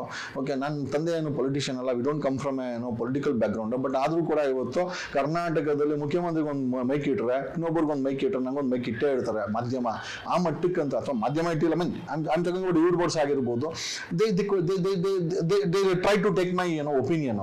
ಸೊ ಈ ಮಟ್ಟಕ್ಕೆ ನಾವು ಬೆಳೆದಿದ್ದೀವಿ ಅಂತಂದ್ರೆ ನಮಗೆ ಬಂದಂತ ಚಾಲೆಂಜಸ್ ಆಗಿರ್ಬೋದು, ಅಥವಾ ನಾವು ಮಾಡ್ಕೊಂಡಂತ ಆ ಚಾಲೆಂಜ್ನ ಸ್ವೀಕಾರ ಮಾಡ್ಕೊಂಡಿರೋದಾಗಿರ್ಬೋದು, ಖಂಡಿತವಾಗಿ ಎಲ್ಲೋ ಒಂದ್ ಕಡೆ at the end of the day as it was good ride ಅಂತ ಅನ್ಬೋದು. ಅಂದ್ರೆ ನಾನು ಜಾಲಿ ರೈಡ್ ಅಂತ ಹೇಳಕ್ ಹೋಗಲ್ಲ, but it was a very good ride ಅಂತ ನನ್ಗನ್ಸುತ್ತೆ. ನಿಮ್ಮ ಜೀವನದಲ್ಲೂ ಏನಾದರೂ ಈ ತರ ಬಂತು ಅಂತಂದ್ರೆ ದಯಮಾಡಿ ಡಿಪ್ರೆಷನ್ಗೆ ಹೋಗೋದು ಅಥವಾ ಸುಸೈಡ್ ಮಾಡ್ಕೊಳೋದು ದಯಮಾಡಿ ಮಾಡಕ್ ಹೋಗ್ಬೇಡಿ. It's A part and parcel of life. ಆ ಟೈಮಲ್ಲಿ ಮಾಡಬೇಕಾದ ಒಂದೇ ಒಂದು ಕೆಲಸ ಅಂತಂದ್ರೆ ಬಾಯಿ ಮುಚ್ಕೊಂಡು ಪೇಷನ್ಸ್ ಆಗಿ ನಂಬಿಕೆ ಇಟ್ಕೊಂಡು ಸುಮ್ಮನೆ ಇರೋದು. ಆಮೇಲೆ ರಾತ್ರಿ ಆದ್ಮೇಲೆ ಬೆಳಗ್ಗೆ ಆಗುತ್ತೆ, ಬೆಳಗ್ಗೆ ಆದ್ಮೇಲೆ ರಾತ್ರಿ ಆಗಲೇಬೇಕು, ಇದು ಜಗತ್ತಿನ ನಿಯಮ. ಹಂಗಾಗಿ ಬದಲಾವಣೆ ಆಗಬೇಕು ಅಂದಾಗ ಒಂದಷ್ಟು ಚಾಲೆಂಜಸ್ಸು, ನೋವು, ಒಂದಷ್ಟು ಕಣ್ಣೀರು, ಒಂದಷ್ಟು ಒಂಟಿತನ, ಒಂದಷ್ಟು ಬೇಜಾರಾಗೋದು ಸಹಜ. ಬಟ್ ಇದನ್ನ ನೀವು ತಿಳ್ಕೊಂಡಂಗಿದ್ರೆ ಖಂಡಿತವಾಗಿ ನಿಮ್ಮ ಜೀವನದಲ್ಲಿ ಒಂದು ಬೆಳದಿಂಗಳು ಬಂದೇ ಬರುತ್ತೆ. There will be very big, you will become a star ಅಂತ ನನಗನ್ಸುತ್ತೆ. ನಾನೇ ಒಂದು ಸಣ್ಣ ಮಟ್ಟದಲ್ಲಿ ಒಂದು ಸಣ್ಣ ಉದಾಹರಣೆ. ಈಗ ಬಿಗ್ ಬಾಸ್ ಅವ್ರು ಕರೆದು ನನ್ನನ್ನು ಮಾಡಿದ್ರೆ ನನಗೆ ಅದೊಂದು ಇಟ್ಸ್ ಎ ಗ್ರೋಯಿಂಗ್ ಪ್ಲಾಟ್ಫಾರ್ಮ್. ಅದು ಬಿಗ್ ಬಾಸ್ ಆಗಿರ್ಬೋದು, ವಕೀಲ್ಗಿರಿ ಆಗಿರ್ಬೋದು, ಹೋರಾಟ ಆಗಿರ್ಬೋದು, ಇವತ್ತಿನ ಪೊಲಿಟಿಕ್ಸ್ ಆಗಿರ್ಬೋದು, I think everything has given me the growth madam. So ultimately ನನಗೆ ಸಂತೋಷ ಆಗುತ್ತೆ. ಸಮಸ್ಯೆಗಳು ಅಷ್ಟೇನೆ ನನ್ನನ್ನು ಬೆಳೆಸಿದ್ವು ಅಂತ. ಸಮಸ್ಯೆಗಳು ಡಿ ಕೆ ಶಿವಕುಮಾರ್ ಹೇಳ್ತಾ ಇದ್ದಾರೆ, more problem you have, the more enemies you have, the more growth you ಅಂತ. ಬಟ್ ಆದ್ರೂ ಕೂಡ ಡಿ ಕೆ ಶಿವಕುಮಾರ್ ಕಂಡ್ರೆ ಅಷ್ಟಕ್ಕಷ್ಟೇ. ಬಟ್ ಕೆಲವೊಂದು ಮಾತುಗಳನ್ನ ನಮ್ಮ ವಿರೋಧಿಗಳು ಆಡಿದ್ರು ಕೂಡ ಅದು ಸತ್ಯ ಇದ್ರೆ ನಾನು ಒಪ್ಕೊಳ್ತೀನಿ. That's good madam. ಸೊ ಹೋರಾಟಗಳು ಅಂತಂದ್ರೆ ಪ್ರಾಬ್ಲಮ್ ಇದ್ದೇ ಇರುತ್ತೆ ಸರ್. ಸೊ ಪ್ರಾಬ್ಲಮ್ಗಳನ್ನ ಫೇಸ್ ಮಾಡಿ ಹೋರಾಟಗಳನ್ನ ಮಾಡಬೇಕು. ಸೊ ಅವಾಗಲೇ ಏನಾದ್ರೂ ನಾವು ಒಂದು ಬದಲಾವಣೆ, ಐ ಮೀನ್ ಏನಾದ್ರೂ ಒಂದು ಯಶಸ್ಸನ್ನ ಗಳಿಸೋದಕ್ಕೆ ಸಾಧ್ಯ. ಸೊ ಈ ರೀತಿ ಏನಾದ್ರೂ ಪ್ರಾಬ್ಲಮ್ಸ್ ಅಂದ್ರೆ ಏನಾದ್ರೂ ನಿಮ್ಮ ಲೈಫಲ್ಲಿ ಏನಾದ್ರೂ ಒಂದು ಬಿಗ್ ಪ್ರಾಬ್ಲಮ್ ಫೇಸ್ ಮಾಡಿರೋದು ಏನಾದ್ರೂ ಹಂಚ್ಕೊಳ್ಳೋದಕ್ಕೆ ಇಷ್ಟಪಡ್ತೀರಾ? ಏನು ಪ್ರಾಬ್ಲಮ್ ಇಲ್ಲ ಮೇಡಮ್, ಪ್ರಾಬ್ಲಮ್ನೇ ನಮ್ಮ ನೋಡಿ ಓಡೈತೇವೆ. No problem, absolutely no problem. It's all mind game madam. ನನಗನ್ಸಿದ್ದೇನೋ ಅಂತಂದ್ರೆ ನಿಮ್ಮ entire life is a mind game. ನಿಮ್ಗೆ ಏನ್ ಬೇಕೋ ನಿಮ್ಮ ಮನ್ಸಲ್ಲಿ ಏನ್ ಅನ್ಕೊಂತೀರೋ ಅದನ್ನ ನೀವು ಆಗ್ತೀರಾ. ಬಟ್ ಆ ಮನ್ಸಲ್ಲಿ ಈ ಸಮಾಜವನ್ನ ಸೇಡಿಗಿಟ್ಟು, ಈ ಸಾಮಾನ್ಯ ಜನರ ಮನ್ಸನ್ನ ಸೇಡಿಗಿಟ್ಟು ನೀವು ಆ ಮನ್ಸಲ್ಲಿ ಅನ್ಕೊಬೇಕು ನಾನು ಹೀರೋ ಆಗ್ತೀನಿ ಅಂತ ದರ್ಶನ್ ಅಂದ್ಕೊಂಡಿದ್ದಕ್ಕೇನೆ ಗಟ್ಟಿಯಾಗಿ ಇದ್ಕೊಂಡಿದ್ದೆ ಆ ದರ್ಶನ್ ಹೀರೋ ಆಗಿದ್ದು. ಈಗ ಹಂಗಾಗಿ ಆ ನಿಮ್ಮ ಮಾನಸಿಕ ಸ್ಥಿತಿ ಏನಿದೆ that should be very very strong ಅಂತ ನಾನು ಹೇಳ್ತೀನಿ madam. There is no existence of any ತೊಂದರೆ. ಅದು ಓನ್ಲಿ ಕೂಡ ಇಟ್ಸ್, ಅದು ಏನ್ ಗೊತ್ತಾ, ಮಾನಸಿಕವಾಗಿ ನಮ್ಮನ್ನ ಟ್ರೈ ಮಾಡುತ್ತೆ ಹೊರತು ಮಾನಸಿಕವಾಗಿ ನೀವು ಸ್ಟ್ರಾಂಗ್ ಆಗಿರ್ಬೇಕು. ಒಂದು. ಎರಡನೇದಾಗಿ ನಿಮ್ಮಲ್ಲಿ ಪೇಷನ್ಸ್ ಇರಬೇಕು. Never immediately respond. ನಾನು ಮುಂಚೆ ಆದ್ರೆ ಇಮಿಡಿಯೇಟ್ ಯಾರಾದ್ರೂ ಏನೋ ಅಂದ್ರೆ ಇಮಿಡಿಯೇಟ್ ರೆಸ್ಪಾಂಡ್ ಮಾಡ್ತಾ ಇದ್ದೆ. ಬಟ್ ನನಗೆ ಇವತ್ತು ಆಗಿರುವಂತ ಮೆಚುರಿಟಿ ಏನು ಅಂತಂದ್ರೆ ನೆವರ್ ರೆಸ್ಪಾಂಡ್ ಇಮಿಡಿಯೇಟ್ಲಿ. ನೀವು ಯಾವತ್ತೇ ಆಗಿರಲಿ, ಯಾವುದೇ ವಿಚಾರಕ್ಕೆ ಆಗಿರಲಿ, ಇಮಿಡಿಯೇಟ್ ಆಗಿ ರೆಸ್ಪಾಂಡ್ ಮಾಡಕ್ ಹೋಗ್ಬಿಡಿ. ಒಂದಷ್ಟು ಬ್ರೀದಿಂಗ್ ಮಾಡಿಕೊಂಡು ಐ ಥಿಂಕ್ ಸಮಾಲೋಚನೆ, ನಿಮ್ಮ ಮನಸ್ಸಲ್ಲಿ ಸಮಾಲೋಚನೆ ಮಾಡ್ಕೊಳ್ಳಿ. ನೀವು ಯಾವ್ದು ಮೀಟಿಂಗ್ ಮಾಡಬೇಕಾಗಿಲ್ಲ. ಖಂಡಿತವಾಗಿ ನಿಮ್ಮ ಜೀವನದಲ್ಲಿ ಯಾವುದೇ ಸಮಸ್ಯೆ ಬಂದರೂ ನಿಮ್ಮನ್ನು ನೋಡಿ ಅದು ಓಡೋಗುತ್ತೆ ಹೊರತು ನಿಮಗೆ ಅದು ನಿಮ್ಗೆ ಅದು ಸಮಸ್ಯೆ ಯಾವತ್ತೂ ಆಗಲ್ಲ. ನಿಮ್ಮನ್ನ ಸಮಸ್ಯೆ ನೋಡಿದ್ರೆ ಓಡೋಗುವಂತ ಪರಿಸ್ಥಿತಿಗೆ ನೀವು ಬೆಳೆದು ನಿಂತ್ಕೊಂಡಾಗ ಸಮಸ್ಯೆಗಳು ನಿಮ್ಮ ಹತ್ರ ಬರಲ್ಲ madam. Definitely I pass through testing phase, ಇಲ್ಲ ಅಂತ ಹೇಳಲ್ಲ. ನಾನೇನು ಇವತ್ತು ದೊಡ್ಡ ಸ್ಥಿತಿಗೋಸ್ಕರ ಸಮಸ್ಯೆಗಳು ಬಂದಿಲ್ಲ ಅಂತ ಹೇಳಲ್ಲ. ಬಟ್ ಆವತ್ತು ನನಗೆ ಅದು ಸಮಸ್ಯೆ ಅನ್ನಿಸ್ತು. ಇವತ್ತು ನನಗೆ ನನ್ನ ಜೀವನ ಬೆಳೆಸ್ಕೊಳಕ್ಕೆ I think it has become a catalyst. ನನ್ನ ಬೆಳವಣಿಗೆ ಸಮಸ್ಯೆಗಳು ಒಂದು ಕ್ಯಾಟಲಿಸ್ಟ್ ಅಂತ ನನಗೆ ಅನಿಸ್ತಾ ಇದೆ. ನನ್ನ ಜೀವನದಲ್ಲಿ ಆ ಚಾಲೆಂಜಸ್ ಬಂದಿದ್ದಕ್ಕೋಸ್ಕರನೇ ಮೇಡಮ್ ನಾನು ಬೆಳೆದಿದ್ದು. ಖಂಡಿತವಾಗಿ ನಿಮ್ಮ ಜೀವನದಲ್ಲೂ ಏನಾದರೂ ಚಾಲೆಂಜಸ್ ಬಂದಿದ್ರೆ ದಯಮಾಡಿ ನೀವು I think don't put your self in a corner. ನಾನು ಏನೋ ಡಿಪ್ರೆಷನ್ ಮಾಡ್ಕೊತೀನಿ, ನಾನು ನಿಮ್ಯಾನ್ಸ್ಗೆ ಹೋಗ್ತೀನಿ, ನಾನು ಟ್ರೀಟ್ಮೆಂಟ್ ತಗೊಳ್ತೀನಿ, ನಾನು ಸೂಸೈಡ್ ಮಾಡ್ಕೊತೀನಿ ಅಥವಾ ಜೀವನ ಅಂತ್ಯ ಮಾಡ್ಕೊತೀನಿ. ಖಂಡಿತ ಅನ್ಕೊಂಬಿಡಿ. That moment you escape. I am sure ಆ ಮೂಮೆಂಟ್ಗೆ ಬೇಕಾದ್ರೆ ಸ್ವಲ್ಪ ದೂರ ಹೊರಟೋಗ್ಬಿಡಿ, ಯಾರ ಜೊತೆ ಮಾತಾಡಕ್ಕೆ ಹೋಗ್ಬೇಡಿ, ದೂರ ಇದ್ಬಿಡಿ. ಬಟ್ ಖಂಡಿತವಾಗಿ ನಿಮ್ಮ ಜೀವನದಲ್ಲಿ ಒಂದು ಆ ಸೂರ್ಯೋದಯ ಆಗೇ ಆಗುತ್ತೆ ಅಂಡ್ ಆಗಲೇಬೇಕು. ಇದು ಪ್ರಕೃತಿಯ ನಿಯಮ. ಸೊ ಹಂಗಾಗಿ ಮೇಡಮ್ ಯಾವುದು ಶಾಶ್ವತ ಅಲ್ಲ ಮೇಡಮ್. ಈಗ ನೋಡಿ, ಬೆಳಗ್ಗೆ ಎದ್ದು ನೈಟ್ ಆಗಿದೆ, ನಾಳೆ ಮತ್ತೆ ಬೆಳಗ್ಗೆ ಆಗುತ್ತೆ. ಆ ಬೆಳಗ್ಗೆ ಆಗೋವರೆಗೂ ಒಂದು ಸ್ವಲ್ಪ ನಿಮ್ಮಲ್ಲಿ ತಾಳ್ಮೆ ಬೆಳೆಸ್ಕೊಂಡ್ರೆ ಸಾಕು ಅಂತ ನನಗನ್ಸುತ್ತೆ madam. That's what it is happen in my life. ಇವತ್ತು ಹೇಳಿದ್ನಲ್ಲ, ಇವತ್ತು ನನ್ನ ಸಮಸ್ಯೆಗಳನ್ನ ಸಮಸ್ಯೆನೇ ಅನ್ಕೊಂಡಲ್ಲ. I take it definitely challenges. ಆ ಚಾಲೆಂಜಸ್ ಅನ್ನ ನನ್ನ ಬೆಳವಣಿಗೆಗೆ ಗ್ರೋತ್ ಆಗಿ ಬಳಸ್ಕೊಂತೀನಿ. ಸೊ ಹಂಗಾಗಿ ಸಮಸ್ಯೆಗಳು ಅನ್ನೋದು ಇಲ್ಲ ಮೇಡಮ್. ಸೊ ಪಕ್ಷ ಕಟ್ಟಿದ್ದೀರಾ. ಸೊ ನಿಮ್ಮ ಒಂದು ಪಕ್ಷದಿಂದ ಮುಂದಿನ ದಿನಗಳಲ್ಲಿ ನಾವೇನು ನಿರೀಕ್ಷೆ ಮಾಡ್ಬೋದು ಆ್ಯಂಡ್ ನಮ್ಮ ಒಂದು ಯಂಗ್ಸ್ಟರ್ಸ್ಗೆ ಯಾವ ರೀತಿ ಪ್ರೇರೇಪಣೆಯನ್ನು ಕೊಡ್ತೀರಾ? ಮೇಡಮ್, ನಮ್ಮ ಫಾರ್ ಎಕ್ಸಾಂಪಲ್ ನನಗೆ ಕೇಳೋದಾಯ್ತು ಅಂತಂದ್ರೆ ನಾವು ಏನಕ್ಕೆ ಪಕ್ಷ ಕಟ್ಟಿದ್ದೀವಿ ಅಂತಂದ್ರೆ ಕರ್ನಾಟಕದಲ್ಲಿ ಒಂದು ಬದಲಾವಣೆ ತರಬೇಕು ಅನ್ನೋದು ನಾನು ನಿಮ್ಗೆ ಆವಾಗಲೇ ಹೇಳಿದೆ ಮೇಡಮ್, ಭೂತಾನಲ್ಲಿರೋ ಜನ the happiest people in the world. ನೀವು ಹ್ಯಾಪಿಯೆಸ್ಟ್ ಇಂಡೆಕ್ಸ್ ನೋಡ್ತು ಅಂತಂದ್ರೆ Bhutan as the I think top ಒಂದು 2-3 ಭೂತಾನ್ ಬರ್ತದೆ. ನಮ್ಮ ಪಕ್ಕದಲ್ಲಿರೋ ಒಂದು ದೇಶದಲ್ಲಿ ಜನ ಖುಷಿಯಾಗಿದ್ದಾರೆ, ನಗುವಾಗಿದ್ದಾರೆ ಅಂತಂದ್ರೆ ನಮ್ಮ ಕರ್ನಾಟಕದಲ್ಲಿ ಆ ನಗು ಮಿಸ್ ಆಗಿದೆ ಮೇಡಮ್, ನಾನಾ ರೀತಿ ಮಿಸ್ ಆಗಿದೆ. ಸೊ ಜನರ ಮುಖದಲ್ಲಿ ಒಂದು ನಗು ತರೋದಿದೆಯಲ್ಲ, ಇದು ನಿಜವಾಗ್ಲೂ it's a very big challenge. ಅದನ್ನ ನಾನು ನಿಜವಾಗ್ಲೂ ಮುಂದಿನ ದಿನಗಳಲ್ಲಿ ಸಾಮಾನ್ಯ ಜನರ ಮಕ್ಕಳಿಗೆ ಯಾವುದೇ ಆಮಿಷಗಳನ್ನ ತೆಗೆದುಕೊಳ್ಳದೆ ಅವರುಗಳನ್ನ ಈ ಒಂದು ಮೇನ್ ಫ್ರೇಮ್ ಪೊಲಿಟಿಕ್ಸ್ ಒಂದು MLA ಮಾಡಿ, ಮಿನಿಸ್ಟ್ರಿಗಳು ಮಾಡಿ ಒಂದು ಸರ್ಕಾರ ರಚನೆ ಮಾಡಿದರೆ ಮುಂದಿನ ದಿನಗಳಲ್ಲಿ ಖಂಡಿತವಾಗಿ ಒಂದು ದೊಡ್ಡ ಮಟ್ಟದ ಬದಲಾವಣೆಯನ್ನ ಕರ್ನಾಟಕದಲ್ಲಿ ನಾವೆಲ್ಲ ಮಾಡ್ಕೊಬೇಕು ಅಂತ ಇದ್ವಿ. ಮೊದಲನೇದಾಗಿ ನಾನು ಹೇಳೋದಲ್ಲ, ನಮ್ಮ ಇವತ್ತು we don't have A safe roads. ನಾವು ಇವತ್ತು ನ್ಯಾಷನಲ್ ಹೈವೇಸ್ ಆಗಿರ್ಬೋದು ಅಥವಾ ರಾಷ್ಟ್ರೀಯ ದಾರಿಗಳಾಗಿರ್ಬೋದು ಅಥವಾ ನಾವು ಓಡೋ ದಾರಿಗಳಾಗಿರ್ಬೋದು, ಗುಂಡಿ ರಸ್ತೆಗಳಿದೆ, ಡೇಂಜರಸ್ ರಸ್ತೆಗಳಿದೆ. ಇಡೀ ಭಾರತದಲ್ಲಿ 2 ಲಕ್ಷ ಜನ ಬರೀ ರಸ್ತೆ ಅಪಘಾತದಲ್ಲಿ ಸಾಯ್ತಾರೆ. ಇದು ನ್ಯಾಷನಲ್ ಕ್ರೈಮ್ ರೆಕಾರ್ಡ್ ಬ್ಯೂರೋದಲ್ಲಿ ಸಿಗುವಂಥದ್ದು. ನಮ್ಮ ರಾಜ್ಯದಲ್ಲಿರುವ ಎಂಟೈರ್ ರಸ್ತೆಗಳು ನಮಗೆ ಸೇಫೆಸ್ಟ್ ರೋಡ್ ಆಗಬೇಕು. ನಾನೇನಾದರೂ ಅಕಸ್ಮಾತ್ ಮುಂದಿನ ದಿನಗಳಲ್ಲಿ ನಮ್ಮ ಜನ ಅಧಿಕಾರ ಕೊಟ್ಟು ನಮ್ಗೊಂದು ಸರ್ಕಾರ ಮಾಡುವಂಥ ನಮ್ಗೆ ಕೊಟ್ಟು ಅಂತಂದರೆ ಗುಂಡಿ ಮುಕ್ತ ಸರ್ಕಾರ ಆಗುತ್ತೆ. ಪ್ರತಿ ರೋಡ್ಗೂ ಕೂಡ ಒಂದು ವಾರಂಟಿ ಅಂತ ಇರ್ತದೆ. ಮಿನಿಮಮ್ 10 years ವಾರಂಟಿ ಒಂದು ರೋಡ್ ಇರಬೇಕು. ಒಂದು ಗುಂಡಿ ಕೂಡ ಇರಬಾರ್ದು. ಆ ಗುಂಡಿ ಬಂತು ಅಂತಂದ್ರೆ, ಗುಂಡಿನಲ್ಲಿ ಯಾರಾದರೂ ಸತ್ರು ಅಂತಂದ್ರೆ ಆ ಒಂದು ರಸ್ತೆನಲ್ಲಿ ಯಾರೇ ಸತ್ರು ಕೂಡ ಸರ್ಕಾರ ಜವಾಬ್ದಾರಿ ಬರಬೇಕು. ಅವ್ರಿಗೆ 1 ಕೋಟಿ ರೂಪಾಯಿ ಕಾಂಪನ್ಸೇಷನ್ ಕೊಡಬೇಕು. ಏನಕ್ಕೆ ಕಾಂಪನ್ಸೇಷನ್ ಕೊಡಬೇಕು ಅಂತಂದ್ರೆ 1 ಕೋಟಿ ರೂಪಾಯಿ ನೋವುಗೋಸ್ಕರನಾದರೂ ಸರ್ಕಾರ ಆ ರಸ್ತೆಗಳನ್ನ ಸರಿ ಮಾಡುವಂತ ಕೆಲಸವನ್ನ ನಮ್ಮ ರಾಜ್ಯದಲ್ಲಿ ಆಗಬೇಕಾಗಿದೆ. ಮೇಡಮ್, 100% ಸೇಫೆಸ್ಟ್ ರೋಡ್ ಅನ್ನ ನಮ್ಮ ರಾಜ್ಯದಲ್ಲಿ ಮಾಡಬೇಕು ಅಂತ ಇದ್ದೀವಿ. ಆ ರಸ್ತೆನಲ್ಲಿ ಕ್ಯಾಟೈಸ್ ಇರಬೇಕು, ಆ ರಸ್ತೆನಲ್ಲಿ ರಿಫ್ಲೆಕ್ಟರ್ಸ್ ಇರಬೇಕು, ಸ್ಟ್ರೀಟ್ ಲೈಟ್ಸ್ ಇರಬೇಕು, ಅಕ್ಕಪಕ್ಕ ರಸ್ತೆ ಪಕ್ಕದಲ್ಲಿ ಏನೋ ನಮ್ಮ ಮರಗಿಡಗಳನ್ನ ಉಣಿರ್ಬೇಕು. ಏನಕ್ಕೆ ಅಂತಂದ್ರೆ ಕಾರ್ಬನ್ ಡೈಆಕ್ಸೈಡ್ ಬಿಡ್ತದೆ, ಕಾರ್ಬನ್ ಮೊನಾಕ್ಸೈಡ್ ಗಾಡಿಗಳು ಬಿಡ್ತವೆ. ಅದನ್ನ ನಮ್ಗೆ ಯಾವ್ದು ಮಿಷನ್ ಇಲ್ಲ ಚೇಂಜ್ ಮಾಡ್ಲಿಕ್ಕೆ, ಮರಗಳು ಒಂದೇ ಮಾಡೋಕ್ಕಾಗೋದು. ಆಮೇಲೆ ನಮ್ಗೆ at any point of time ಎಲ್ಲೂ ಕೂಡ ಆಕ್ಸಿಡೆಂಟ್ ಮುಕ್ತವಾದಂಥ ರೋಡನ್ನ ಮಾಡಲಿಕ್ಕೆ, ಈ ಸೇಫ್ ರೋಡ್ಸ್ನ ಮಾಡೋಕ್ಕೆ ನಮ್ಮ ಕರ್ನಾಟಕದಲ್ಲಿ ಇದ್ರೊಳಗೆ ಯಾವುದೇ ಸರ್ಕಾರ ಪ್ರಯತ್ನ ಬೀಳಿಲ್ಲ ಮೇಡಮ್. ಖಂಡಿತವಾಗಿ ನಾವು ಇದನ್ನೇನಾದ್ರು ಬಂದರೆ, ಇನ್ಫ್ಯಾಕ್ಟ್ ಸಾಧ್ಯವಾದರೆ ಟೋಲ್ ಗೇಟ್ ಮುಕ್ತನೂ ಮಾಡಬೇಕು ಅಂತ ಇದ್ದೀವಿ. We wanted to make roads free. Okay, safest and free ರೋಡ್ಗಳನ್ನ ಮಾಡಬೇಕಂತ ನಮ್ಗೊಂದು ಇದೊಂದು.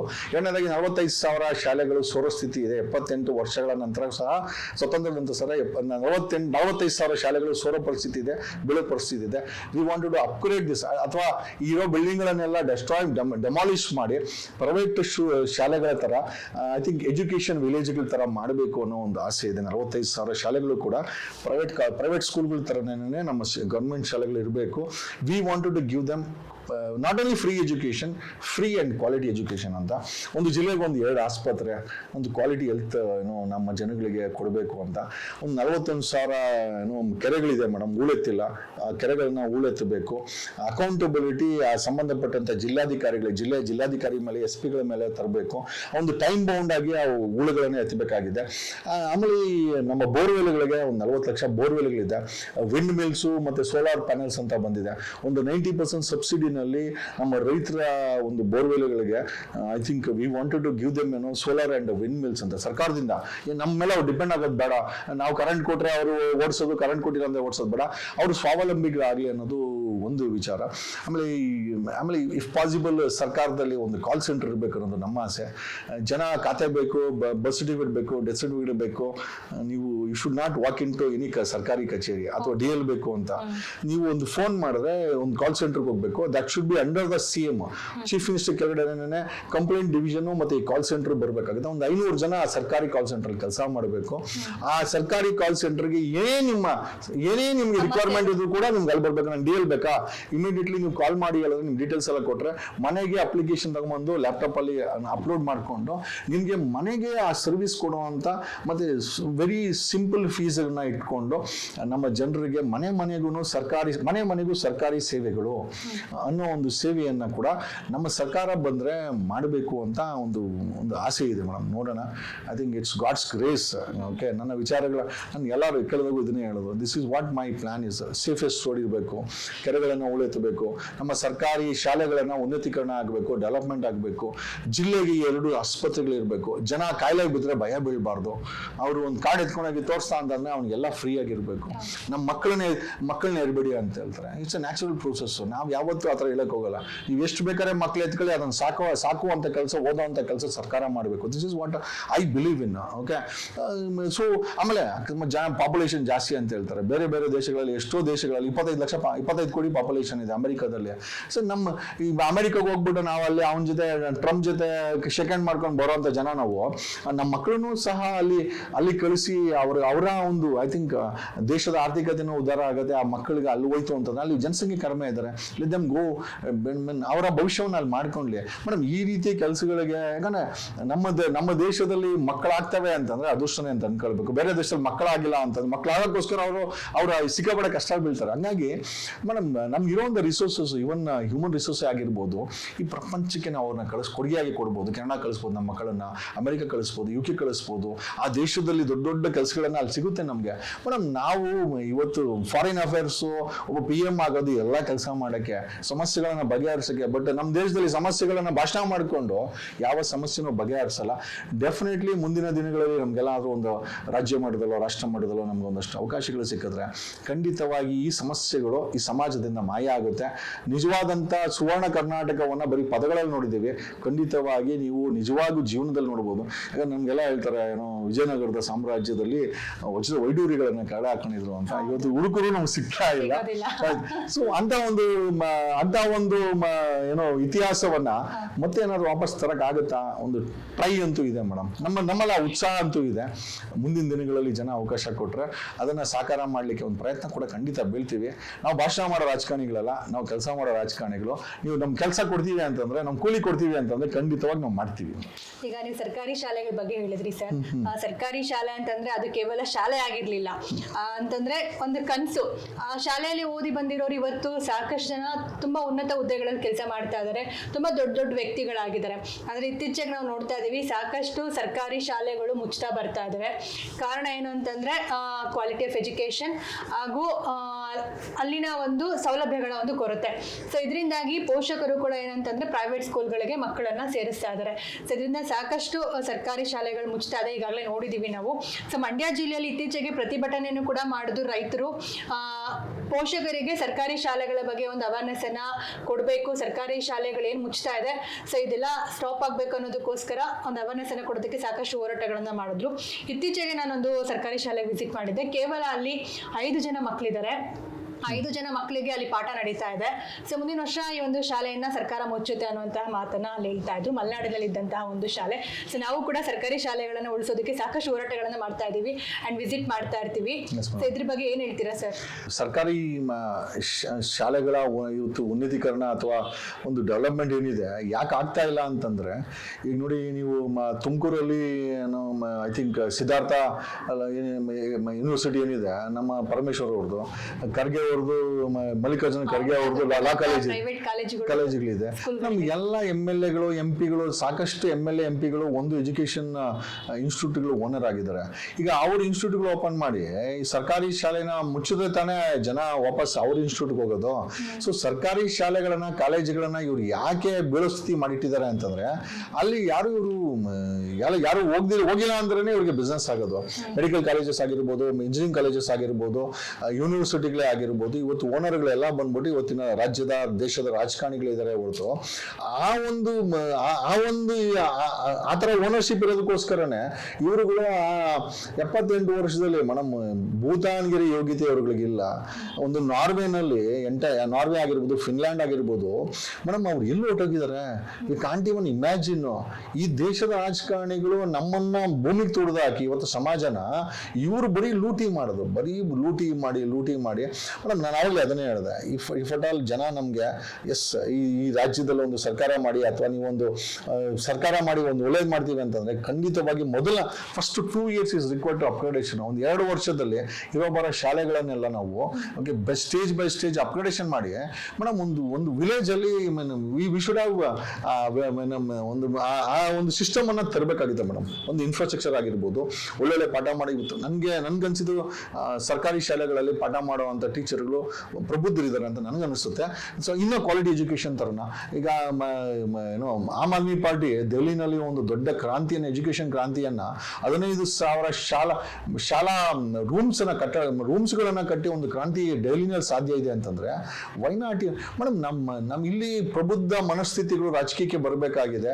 ಪ್ರಬುದ್ಧ ಮನಸ್ಥಿತಿಗಳು ಒಂದು ಗಟ್ಟಿ ಮನಸ್ಸು ಮಾಡಿ ಜನರ ಮುಂದೆ ನಾವು ಮಾಡ್ತೀವಿ ಅಂತ ಹೇಳಿದ್ರೆ ಖಂಡಿತವಾಗಿ ಇವತ್ತಿನ ಜನ 500,000 ಅವ್ರ ಹತ್ರ ಈಸ್ಕೊಂಡ್ರು ಪರವಾಗಿಲ್ಲ, ಓಟ್ ನಮಗೆ ಹಾಕಿ ಮಾಡಿ ಅಂತ ಬಿಡ್ತಾರೆ.